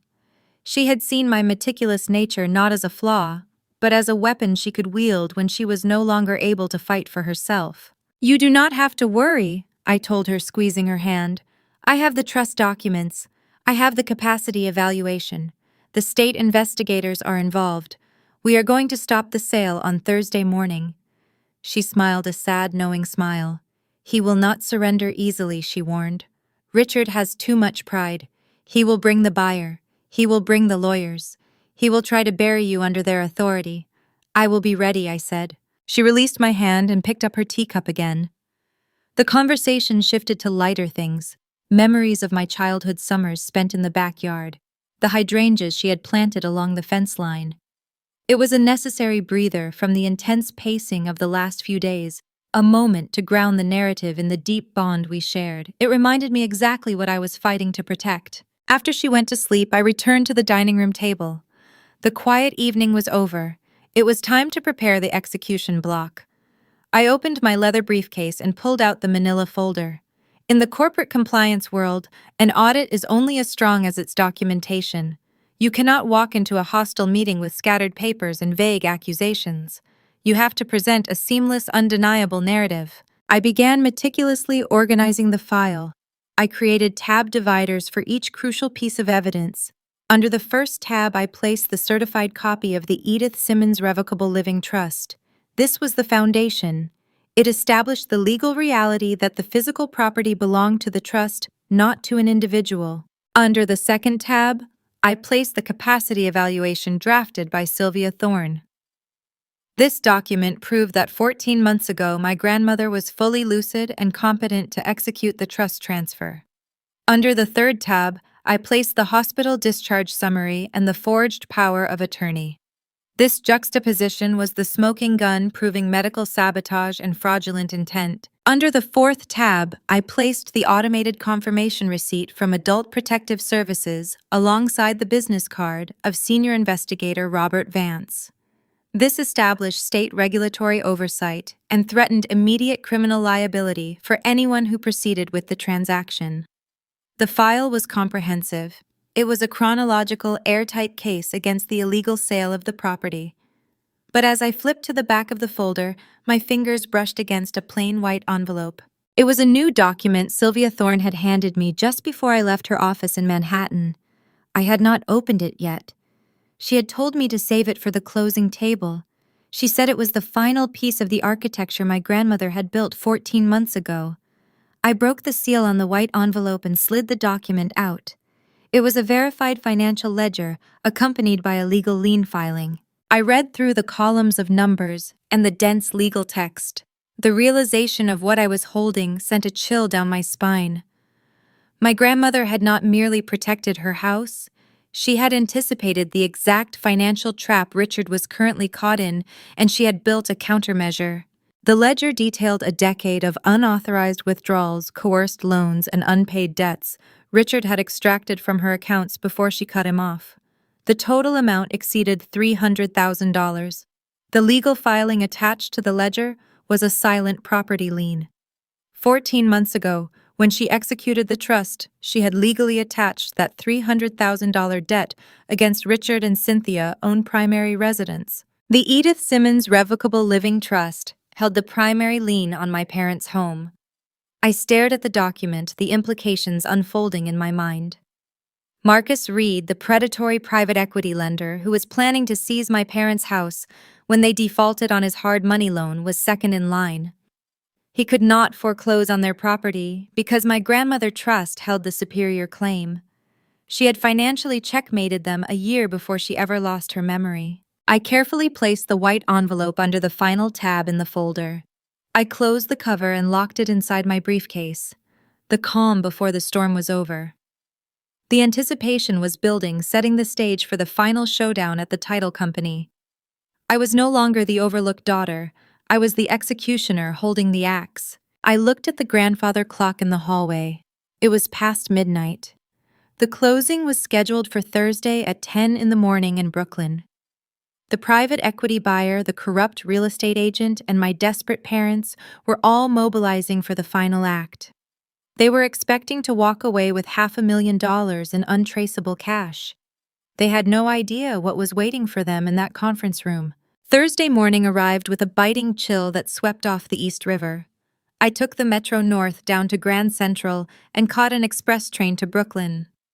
I met Sylvia Thorne at a coffee shop 2 blocks from the title agency. She was wearing a tailored navy suit and carrying a slim leather portfolio. We did not review the strategy. We had already built the trap. Now we just had to walk in and spring it. The title agency was located on the second floor of a mixed-use commercial building. It did not have the polished mahogany and brass fixtures of a legitimate Manhattan law firm. It had frosted glass doors, a cheap synthetic carpet, and a receptionist who looked like she was actively trying to avoid eye contact with everyone who walked in. We bypassed the reception desk entirely. Sylvia knew exactly where to go. She led me down a short hallway toward a conference room at the end. The walls were made of floor-to-ceiling glass separated by thick aluminum framing. The horizontal blinds were partially drawn, but the gaps allowed a clear view of the interior. I stopped a few feet from the door and watched the performance unfolding inside. My parents were sitting on one side of a long synthetic wood table. Richard was wearing a sharp-tailored suit, leaning forward with his elbows on the table. He was projecting an aura of confidence, but his right leg was bouncing nervously under the table. Cynthia sat next to him, looking immaculate in a cashmere sweater. She was holding a plastic cup of sparkling water and smiling a bright, vacant smile at the room. Sitting across from them was Elaine Crawford, the real estate agent. She was flipping through a stack of closing documents, her manicured nails tapping against the paper. She was talking rapidly, projecting the kind of forced enthusiasm agents use when they are desperate to close a deal and collect a commission before anyone asks too many questions. At the head of the table sat the escrow officer, a man in his late 30s with a receding hairline and a rumpled shirt. He looked tired and compliant, the exact type of local operator who would push a questionable transaction through if the fee was high enough. But the most dangerous person in the room was sitting in the corner away from the table. Marcus Reed, the shadow financier, did not look like a corporate executive. He wore a dark, unstructured blazer over a plain t-shirt. He was leaning back in his chair, staring at his phone. He did not care about the forced banter or Cynthia's artificial charm. He was not there to celebrate a real estate transaction. He was there to collect a $400,000 debt and pocket a massive return on his investment. I could hear the muffled sound of my mother's voice through the glass. "We are just so relieved to finally have this settled," she was saying, directing her smile at the escrow officer. "It has been such a difficult transition for Richard, Mother. Moving her into the new care facility has been exhausting. But this sale will finally allow us to cover her medical expenses and give her the comfort she deserves. It was a masterclass in manipulation. She was selling the narrative of the dutiful children liquidating a family asset for the greater good. She was ensuring that everyone in the room felt morally justified in completing the transaction. Elaine Crawford nodded in agreement, sliding a thick stack of papers toward the center of the table. Exactly, Elaine chimed in. This is a win for everyone. We have expedited the title search and everything looks clean. Mr. Reed firm is wiring the funds directly into the designated account upon signature. Richard, if we can just get your authorization on the final transfer deed, we can wrap this up before lunch. Richard stopped bouncing his leg. He reached into his suit jacket and pulled out a gold-plated fountain pen. It was a symbol of wealth he could no longer afford but clung to anyway. He pulled the transfer deed toward him. The document that would officially sign away my grandmother's house. The document that would erase her legacy and fund his salvation. He unmapped the fountain pen. "Let us get this done," he said, his voice tight with anticipation. He leaned over the paper, aligning the pen with the signature line. Sylvia Thorne reached out and pushed the heavy glass door open. The hinges were silent, but the sudden shift in air pressure caused everyone in the room to look up. Richard froze his pen, hovering an inch above the paper. Cynthia's smile vanished, replaced by a look of sheer panic. Sylvia stepped into the room first, holding her leather portfolio. I stepped in right behind her, carrying my briefcase. The room went dead silent. The only sound was the hum of the overhead fluorescent lights. "Nobody invited you here." "Vanessa," Richard snapped, recovering his voice but losing his composure. "This is a private closing. You need to leave right now." He looked at the escrow officer and demanded he call building security. I did not respond to my father. I did not look at my mother. I kept my eyes focused entirely on the escrow officer sitting at the head of the table. In a real estate transaction, the buyer has the money and the seller has the signature, but the escrow officer is the gatekeeper. If the gatekeeper refuses to stamp the deed, the transaction dies. Sylvia Thorne walked to the center of the table. She placed her portfolio down with a solid, authoritative thud. She did not introduce herself with a handshake. She introduced herself with liability.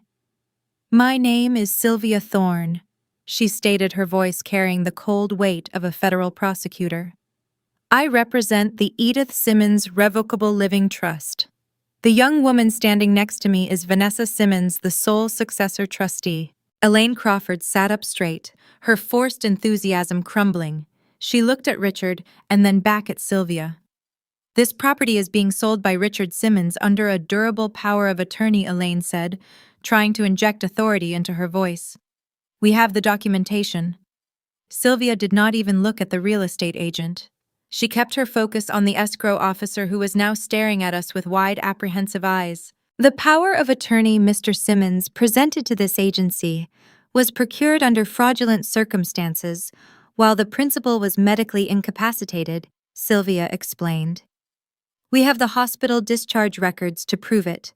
Furthermore, a power of attorney only grants control over individual assets." Sylvia unzipped her portfolio and pulled out the certified trust deed.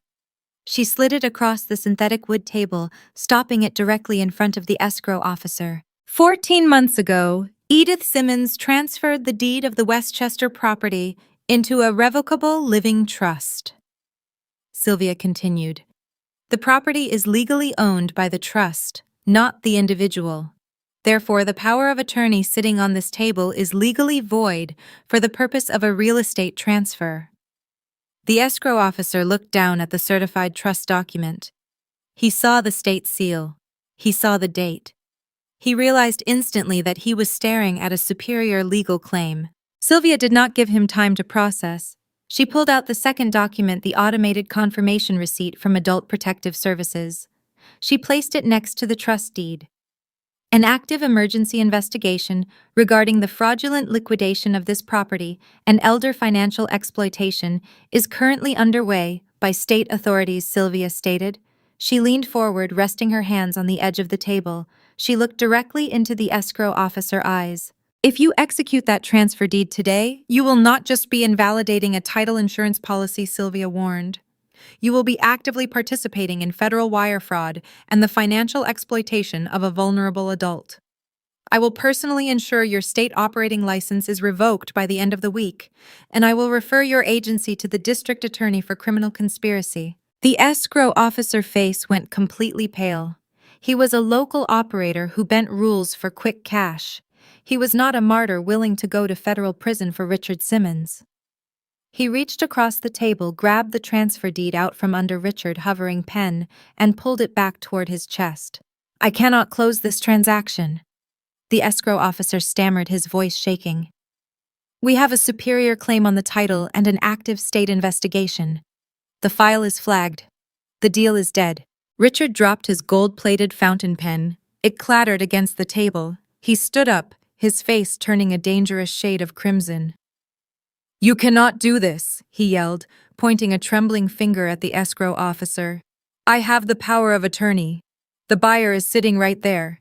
The money is ready. Stamp the damn paper. The escrow officer shook his head, refusing to meet Richard's gaze. He began hastily gathering the closing documents, shoving them into a manila envelope. Cynthia stood up, knocking her chair backward. She turned her rage toward me. Her carefully curated country club facade ripped away completely. You ungrateful, vicious little girl, Cynthia hissed. You have no idea what you have just done. You have destroyed your own family. You have ruined us. I looked at my mother standing in her cashmere sweater, trembling with fury. I felt no anger. I felt no pity. I felt the quiet clarity of an auditor who had finally balanced the ledger. I am not the one who borrowed money I could not repay. I said, my voice steady and cold. I am not the one who tried to steal an 85-year-old woman home to cover my debts. You ruined yourselves. I just brought the receipts. The room plunged into a suffocating silence. Richard sank back into his chair, his hands gripping the edge of the table as the reality of his failure washed over him. The $500,000 he desperately needed was gone. The Westchester house was locked away in a trust he could not touch. But the conflict was not over. Marcus Reed, the shadow financier, stood up from his chair in the corner. He slowly walked over to the table. He did not look angry. He looked like a man who had just calculated a new trajectory for his investment. The trap I had sprung to protect my grandmother had just caught my parents in a much deadlier snare. Marcus Reed did not flinch when the escrow officer attempted to gather his files and flee the conference room. The shadow financier reached out and placed a heavy hand flat against the center of the synthetic wood table. The gesture was silent, but it halted the entire room. Marcus was a man accustomed to hostile negotiations and sudden legal ambushes. He did not survive in the private equity sector by walking away the moment someone raised an objection. He turned his head, slowly assessing Sylvia Thorne before shifting his cold, calculated gaze directly onto me. He stated he was not going to abandon a highly lucrative real estate acquisition simply because a disgruntled family member walked through the glass door with a briefcase. He demanded to see the paper trail. He wanted proof that the transaction was legally unsalvageable before he authorized his bank to retract the $500,000 wire transfer. Sylvia took a half step backward and nodded in my direction. The attorney had delivered the initial shockwave, but she knew this was my battlefield. It was time for the successor trustee to take the floor. I unlatched the brass fittings on my leather briefcase. I did not raise my voice. I did not display a single ounce of anger or vindication. I operated in that conference room exactly as I operated during a high-stakes corporate compliance audit. When an executive tries to overwhelm a room with intimidation, you do not match their volume. You methodically dismantle their authority using undeniable facts. I pulled the manila folder from my briefcase and opened it. I began systematically laying the documents out on the polished table surface, placing them in a precise chronological row directly in front of Marcus Reed and my parents. I started with the hospital discharge summary. I placed it down with a sharp snap. I told the room to look at the admission date. I explained the medical timeline detailing my grandmother's severe urinary tract infection and the acute delirium that followed. I pointed to the attending physician notes describing her as disoriented and incapable of recognizing her surroundings. Next, I pulled out the forged power of attorney and laid it right beside the medical record. I instructed Marcus to compare the dates. They were identical. I told him to look at the jagged, trembling signature at the bottom of the page. I explained that my father had brought a notary into a hospital room and guided the hand of a heavily medicated woman across a legal document. I stated that any real estate contract born from this specific piece of paper was tainted with felony fraud. Richard's face contorted into a mask of pure rage. The polished country club facade he had maintained for decades shattered into a million pieces. He slammed both of his fists onto the table, causing the plastic cups of sparkling water to topple and spill across the synthetic wood grain. He erupted. His voice echoed off the glass walls of the conference room. He screamed that he was the only son, and the house was his birthright. He shouted that nobody in that room understood the crushing weight of the balloon payment hanging over his head. He paced back and forth behind his chair, confessing his financial ruin loudly and aggressively. He justified his actions by claiming he had paid for his mother's lifestyle years ago and that she owed him a lifeline. He said he deserved the equity because he had ambition, while I was just a glorified paper pusher trying to ruin his life out of spite. He reached across the table and tried to grab the forged power of attorney out of the lineup. Sylvia stepped forward and warned him that destroying evidence in the presence of legal counsel would result in an immediate call to the local precinct. Richard pulled his hand back, his chest heaving with exertion. He glared at me, his eyes wide and frantic like a cornered animal realizing the trap had snapped shut. I did not blink. I reached into my folder and pulled out the certified trust deed. I placed it directly over the forged power of attorney, covering his fraudulent signature entirely. I told my father his mother did not owe him a lifeline because she had already anticipated he would try to sink her ship. I pointed to the state seal on the trust document. I explained that 14 months ago, while she was entirely lucid, she had transferred the property out of her individual name. I let the reality sink into his mind. I told him he had spent the last 3 months risking federal prison to sell a house he had zero legal claim to. Cynthia realized aggressive intimidation was failing. Her husband was unraveling, and the buyer was reading the documents. She shifted her strategy, immediately pivoting to a desperate psychological performance. She covered her face with her hands and began to weep. The tears were sudden and loud, racking her shoulders as she leaned against the table. She looked at me with red, watery eyes, pleading for mercy. She played the victim flawlessly. She asked how I could do this to my own flesh and blood. She said I was tearing the family apart and destroying their reputation. She weaponized guilt, claiming that if I stopped the sale, they would be thrown out onto the street and forced into bankruptcy. She talked about loyalty and sacrifice, trying to appeal to the inherent obligation a daughter is supposed to feel toward her parents. She begged me to withdraw the state investigation and authorize the trust to release the property to the buyer. I stood at the edge of the table and looked at my mother. I looked at the cashmere sweater she was wearing. I looked at the fresh resort tan she had acquired while sipping cocktails in the Maldives. I remained ice cold. The psychological manipulation bounced off me without leaving a mark. I told her that family loyalty is not a currency you can spend to fund a lavish lifestyle. I told her that dutiful relatives do not abandon an 85-year-old woman on her birthday while actively plotting to dump her in a state-run Medicaid facility. I refused to let her cast herself as the victim when she was the architect of her own destruction. "You threw yourselves to the wolves, Cynthia," I said, keeping my tone rigidly flat. "I just refuse to let you drag my grandmother down with you. The legally binding documents on this table are doing the talking today, and they say you own nothing." The escrow officer had seen enough. The threat of losing his operating license and facing a criminal conspiracy charge outweighed any fee he was promised. He stood up, grabbed his coat from the back of his chair, and rushed out the glass door without uttering a single word. The transaction was officially voided. Elaine Crawford, the corrupt real estate agent, realized her commission was dead, and her professional reputation was now in severe jeopardy. She hastily gathered her listing files, stuffed them into her designer tote bag, and slipped out right behind the escrow officer, avoiding eye contact with everyone. The room fell into a heavy, suffocating quiet.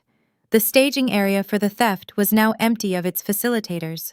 Only my parents, Marcus Reed, Sylvia, and I remained inside the glass walls. The physical house in Westchester was permanently safe. The trust had held firm against the assault. The paperwork had acted as an impenetrable shield.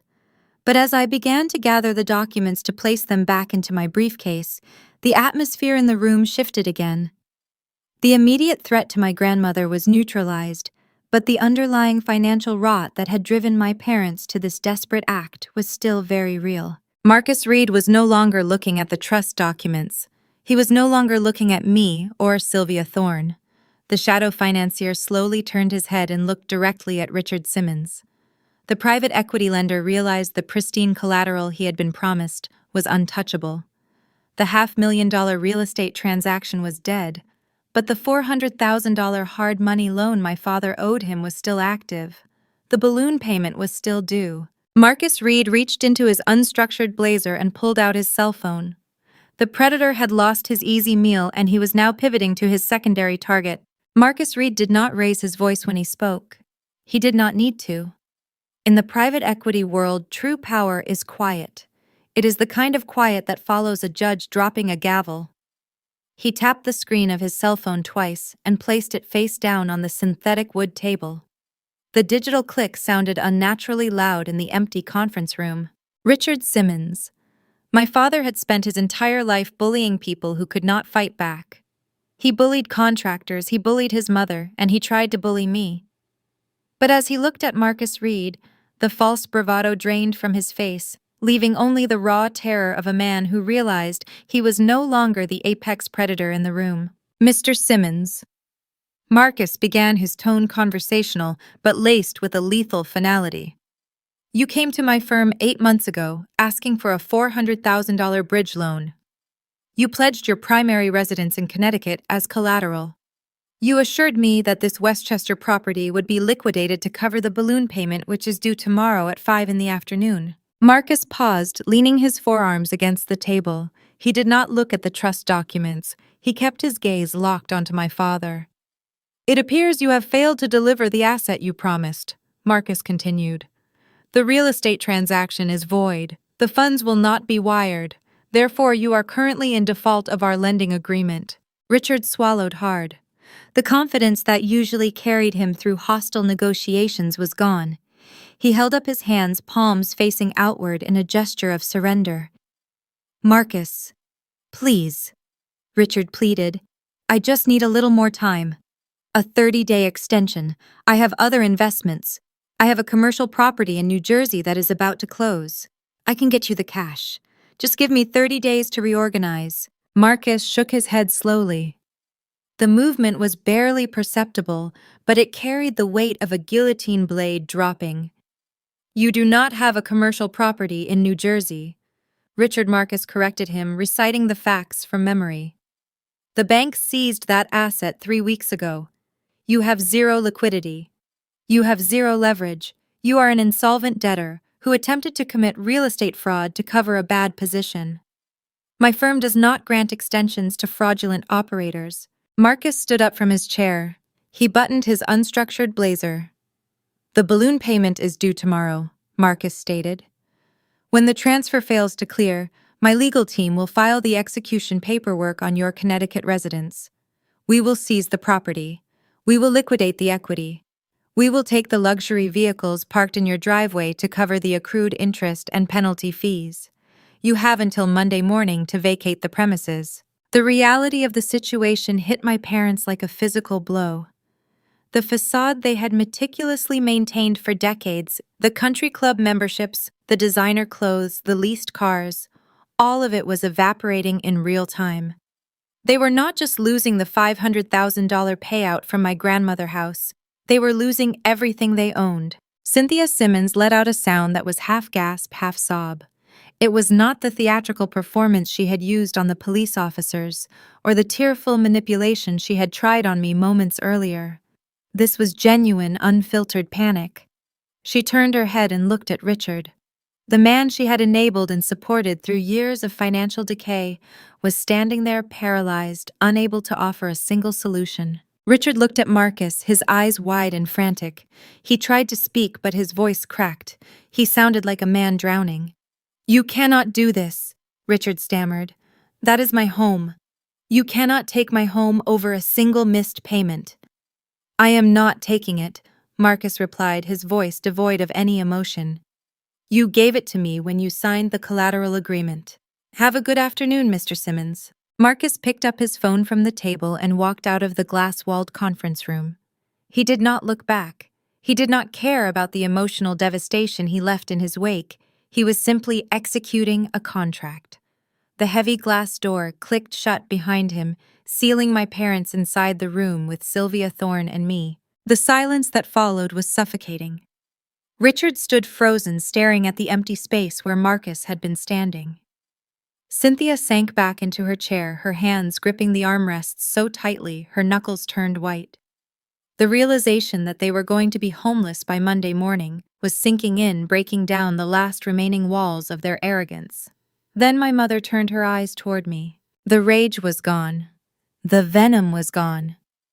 She looked at me with the desperate, pleading expression of a woman staring at a life raft. "Vanessa," Cynthia whispered, her voice trembling. "You heard him. He is going to take our house. He is going to put us on the street." She stood up from her chair and walked toward me, reaching out with shaking hands. I did not step back, but I did not reach out to meet her. "You have the power to stop this," she begged, tears streaming down her face. "You are the trustee. You have the legal authority to authorize the sale. You can release the property from the trust today. The title agency can still process the paperwork. If you let the sale go through, we can pay Marcus Reed. We can save our home."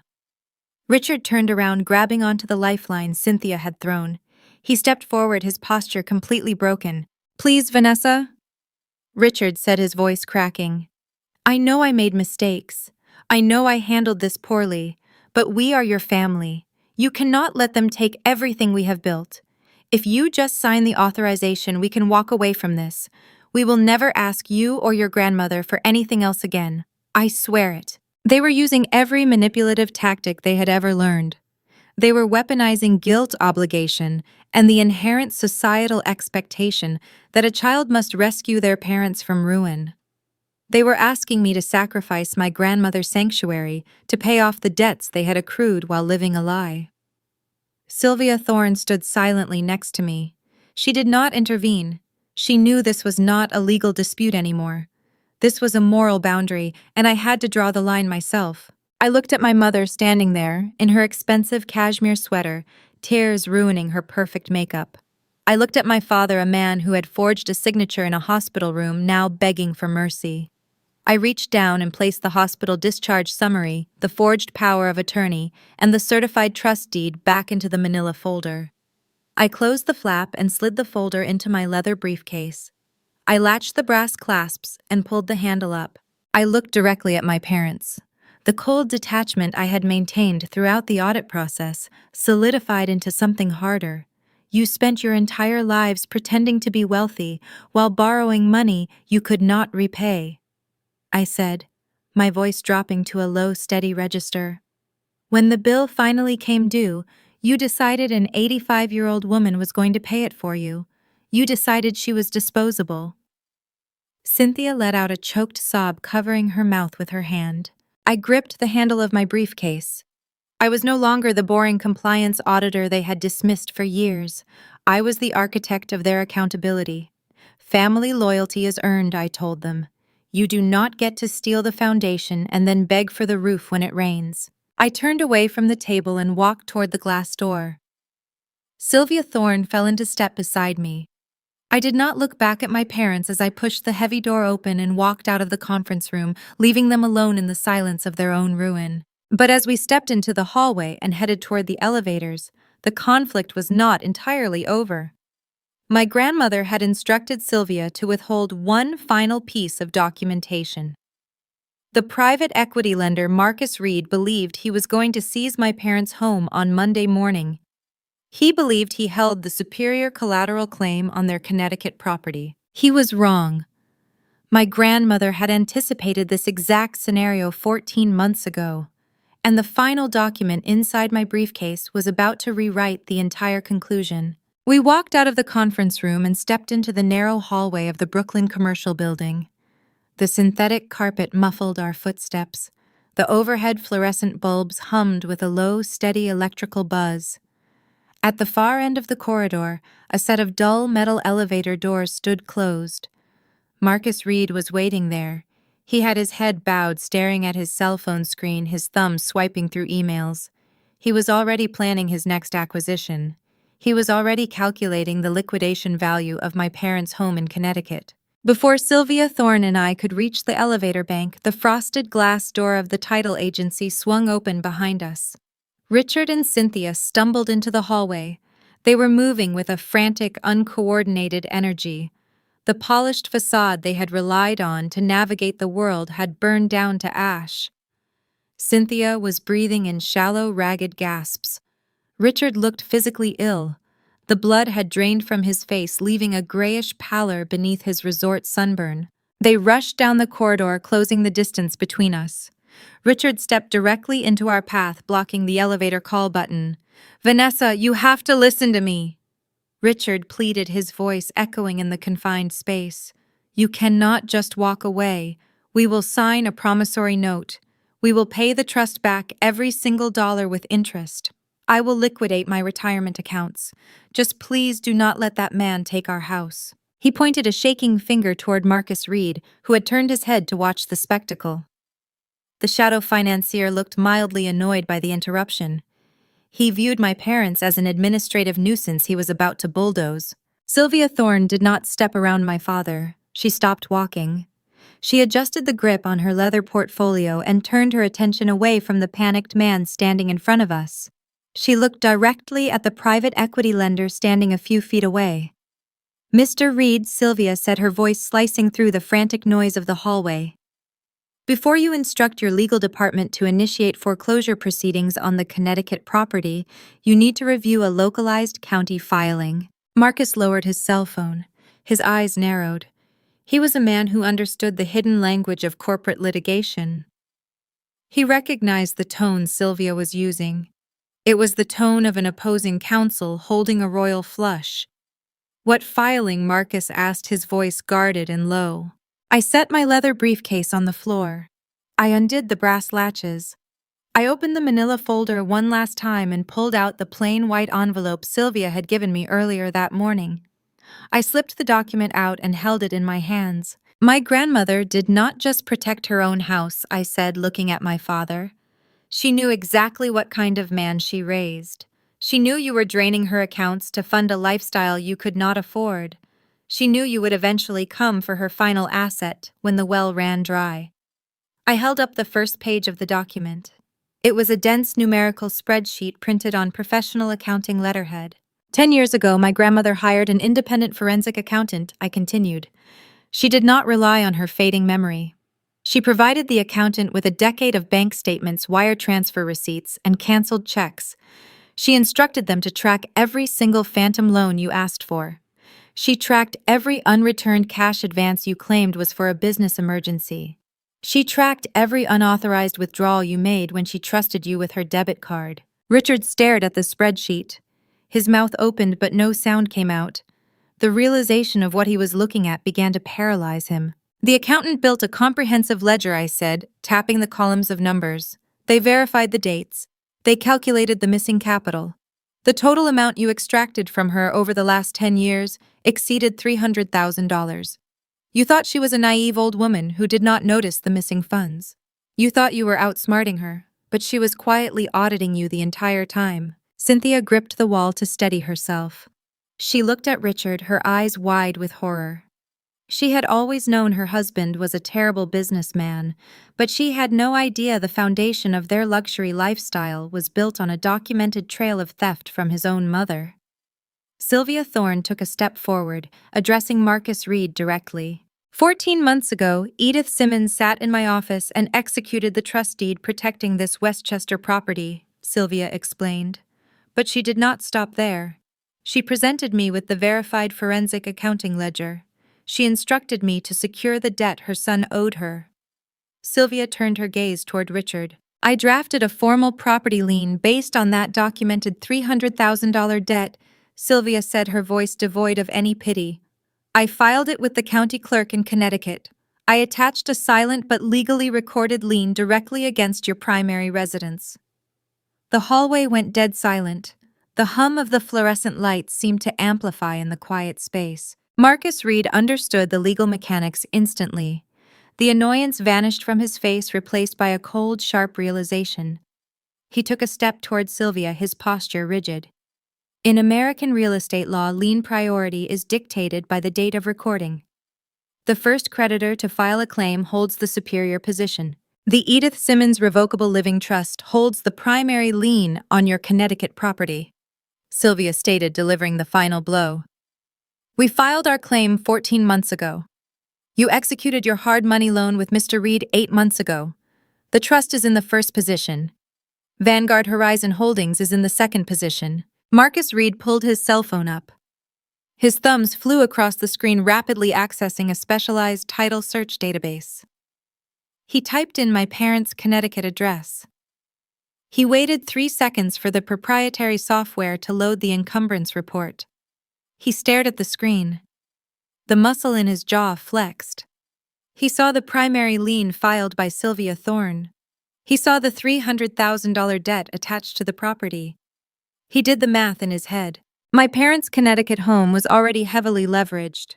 Between the remaining mortgage balance and the massive lien held by my grandmother trust, there was zero available equity left in the property.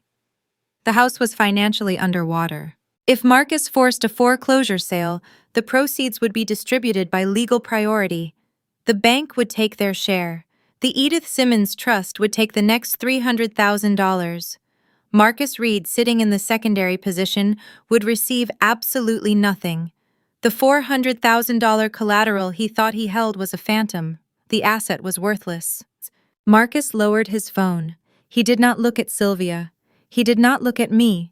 He turned his head slowly and locked his eyes onto my father. "When you submitted your loan application to my firm 8 months ago," Marcus said, his voice dropping to a terrifying whisper, "you signed a sworn affidavit stating the collateral property was unencumbered by prior judgments. You failed to disclose a primary lien." Richard took a step backward, his shoulders pressing against the corridor wall. He was trembling.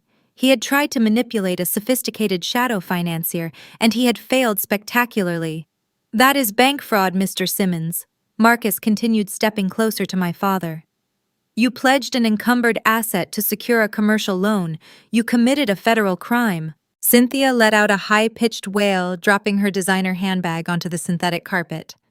She pressed her hands over her ears as if she could physically block out the reality of their destruction. "I will not just be taking your cars," Marcus promised, his eyes dead and unblinking. "I will not just force you into bankruptcy. I will refer your fraudulent loan application to the district attorney. My firm has infinite legal resources. I will bury you in civil litigation until you cannot afford a cup of coffee, and then I will watch the state prosecute you for wire fraud." My parents were trapped.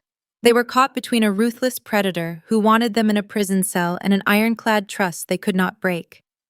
They had no money left to hire a defense attorney. They had no home to return to. They had no social standing left to leverage. Edith Simmons had financially checkmated them a full year before her memory ever started to fade. She had seen the greed festering in her son, and she had built a trap that utilized his own arrogance against him. She let him borrow the hard money, knowing he could never repay it. She let him pledge the house, knowing the collateral was already hers. I picked up my briefcase. I did not say another word to my parents. There was nothing left to say. The paper trail had spoken. The metal elevator doors slid open with a soft chime. Sylvia and I stepped inside. I turned around and looked at the hallway one last time. Richard was sliding down the wall, his knees buckling under the weight of his impending ruin. Cynthia was sobbing on the floor, clutching her empty handbag. Marcus Reed was dialing a number on his cell phone, summoning his legal team to begin the slaughter. The elevator doors closed, shutting out the noise, sealing their fate on the second floor of a Brooklyn commercial building. The ride back to Manhattan was a stark contrast to the chaotic energy of the morning. Sylvia and I sat in the quiet car of the Metro North, watching the gray expanse of the East River slide past the window. We did not celebrate. The victory was absolute, but it was built on the wreckage of my own family. In the world of corporate compliance, when you expose a fraud ring, the immediate aftermath is rarely triumphant. It is usually clinical, administrative, and unforgiving. The consequences for Richard and Cynthia Simmons descended with a speed that left them entirely paralyzed. By noon, the escrow officer had formally reported the fraudulent transaction attempt to the state licensing board, protecting his own liability, while simultaneously ensuring my father's name was permanently flagged in regional real estate databases. Elaine Crawford, the corrupt agent, attempted to distance herself by claiming she was deceived by her clients. Her country club reputation, however, did not survive the rumor mill. Within a week, her broker dropped her, and the luxury listings she relied on vanished. But the true devastation occurred in Connecticut. Marcus Reed was a man of his word. He did not wait for the weekend. At 9 on Friday morning, his legal team filed an emergency motion to execute the seizure of my parents' assets to cover the penalty fees and interest they had accrued. Because my grandmother trust held the primary lien on the house, Marcus directed his collection efforts toward their liquid capital and tangible assets. The two luxury imported SUVs parked in their driveway were repossessed by sunset. The bank accounts were frozen. The credit lines Cynthia relied on to fund her charity galas were abruptly canceled. The financial collapse triggered a social collapse that was even more brutal. My mother had spent the week orchestrating a vicious smear campaign against me. She had called every aunt, uncle, and cousin in the tri-state area, weaving a narrative of a hysterical daughter holding an elderly woman hostage. But financial ruin is a public spectacle. When the news of the impending foreclosure leaked and the tow trucks arrived to take the cars, the extended family realized they had been lied to. They saw the public filings. They saw the $300,000 lien attached to the Connecticut property in the name of the Edith Simmons Revocable Living Trust. The cousins and aunts who had flooded my phone with angry messages suddenly went completely silent. They did not call to apologize. They simply cut ties. In the social circles my parents inhabited, failure is contagious and nobody wanted to catch it. The toxic relatives abandoned Richard and Cynthia entirely, leaving them isolated in a house they no longer legally controlled without the means to leave it. While my parents were drowning in the consequences of their own greed, I shifted my focus to securing the final perimeter around my grandmother. I took a leave of absence from my auditing firm and temporarily moved into the guest bedroom of the Westchester house. I needed to ensure that Richard, in a state of unhinged desperation, did not attempt a final physical assault on the property. On Monday morning, I received a phone call from Senior Investigator Robert Vance at Adult Protective Services.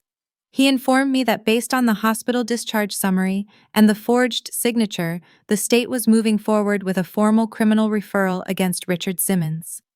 The charge was felony elder financial exploitation. Mr. Vance also strongly advised that I establish a physical legal boundary. I drove to the county courthouse that afternoon. Using the authority granted to me as the successor trustee and armed with the state investigation file, I petitioned a judge for an emergency order of protection on behalf of Edith Simmons. The judge, an older woman with a stern face, reviewed the chronological file I had prepared. She saw the timeline of the hospital stay. She saw the off-market listing. She saw the sheer predatory calculation of the entire scheme.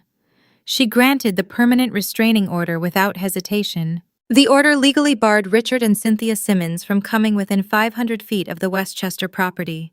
It prohibited any direct or indirect contact with my grandmother. If they violated the order, they would be subject to immediate arrest. I walked out of the courthouse holding the stamped document. It was a single piece of paper, but it was heavier than the metal lockbox I had found clamped to the gas meter.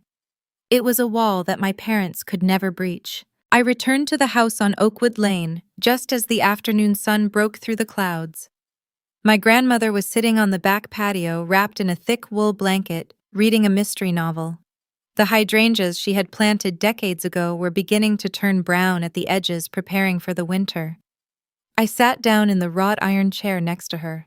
I handed her the stamped restraining order. She put her book down and put on her reading glasses. She read the legal text slowly. When she finished, she folded the paper and placed it on the small glass table between us. She did not cry. She did not express regret. She looked out over the lawn she had maintained for 50 years.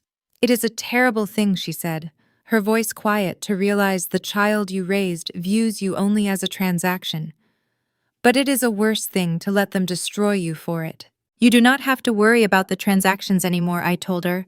"The house is locked down, the trust is impenetrable, they cannot touch you." She turned her head and looked at me. The pride in her eyes was unmistakable. "I know," she replied. "I knew it the day I handed you that envelope."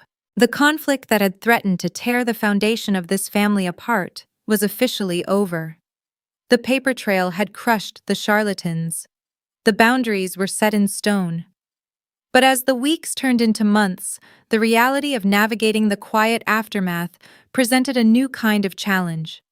I had successfully defended the fortress, but now I had to figure out how to live inside it while the rest of the world moved on. 6 months passed since the glass doors of the Brooklyn title agency closed on my parents. The winter thawed into a tentative spring, bringing a hesitant green back to the Westchester lawns. I did not return to my cramped apartment in Manhattan. I formally transferred to a remote role within my compliance auditing firm. I moved my laptop, my files, and my life into the spare bedroom on Oakwood Lane. The house transformed. The heavy dampness that had settled into the floorboards during the storm was gone, replaced by the constant hum of a functioning home. I hired a specialized contractor to upgrade the security system, installing perimeter cameras and a reinforced deadbolt on the front door. I arranged for a visiting nurse to check on my grandmother 3 times a week, ensuring her medical needs were meticulously documented and managed. The fortress was no longer just a legal concept built on paper. It was a physical reality. The criminal investigation into my father did not vanish quietly. Adult Protective Services handed their findings over to the district attorney. Richard Simmons was formally indicted for felony elder financial exploitation and wire fraud. The trial was pending, but the damage was already absolute. Marcus Reed, the shadow financier, did not let my parents breathe. True to his promise, he seized their remaining liquid assets, forcing them into a brutal Chapter 7 bankruptcy. They lost the country club memberships. They lost the designer clothes. They lost the ability to project the illusion of wealth that had defined their entire existence. I learned through a mutual acquaintance that Richard and Cynthia were now renting a small 2-bedroom apartment in a working-class neighborhood in New Jersey. Richard was working a mid-level sales job for a regional logistics company, answering to managers half his age. Cynthia was working part-time at a boutique selling the kind of handbags she used to casually discard. Their social circle, the friends who had once attended their lavish galas, had erased them from their contacts. In the world they used to inhabit, failure is a stain that nobody wants to touch. They were exiles trapped in a reality they had spent decades running from. They did not try to contact me. The permanent restraining order stood as a rigid legal barrier, but I suspect the shame was the stronger deterrent. They had tried to steal an 85-year-old woman home to save their pride, and they had lost everything in the process. There is no narrative you can spin to recover from that level of humiliation. On a warm Tuesday evening in May, I walked into the kitchen of the Westchester house. The late afternoon sun was streaming through the window above the sink, catching the dust motes dancing in the air. The kitchen smelled of vanilla and buttercream. My grandmother was standing at the counter. She was wearing a floral apron over her cardigan, holding a wooden spoon. She had baked a small sheet cake. I leaned against the doorframe and watched her for a moment. Her memory was still fading, a slow, inevitable tide that I could not stop with legal documents. Some days she struggled to remember the names of the neighbors. Some days she forgot where she placed her reading glasses. But she remembered the recipe for this cake. She remembered the precise ratio of sugar to butter.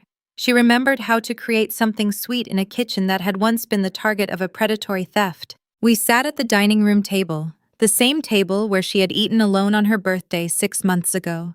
I cut 2 slices, placing one on a small porcelain plate in front of her. She picked up her fork and took a bite. She closed her eyes, savoring the taste. "This is a good one," she said, her voice soft and content. I took a bite of my own. It was perfect. I looked around the room. The grandfather clock ticked steadily in the hallway.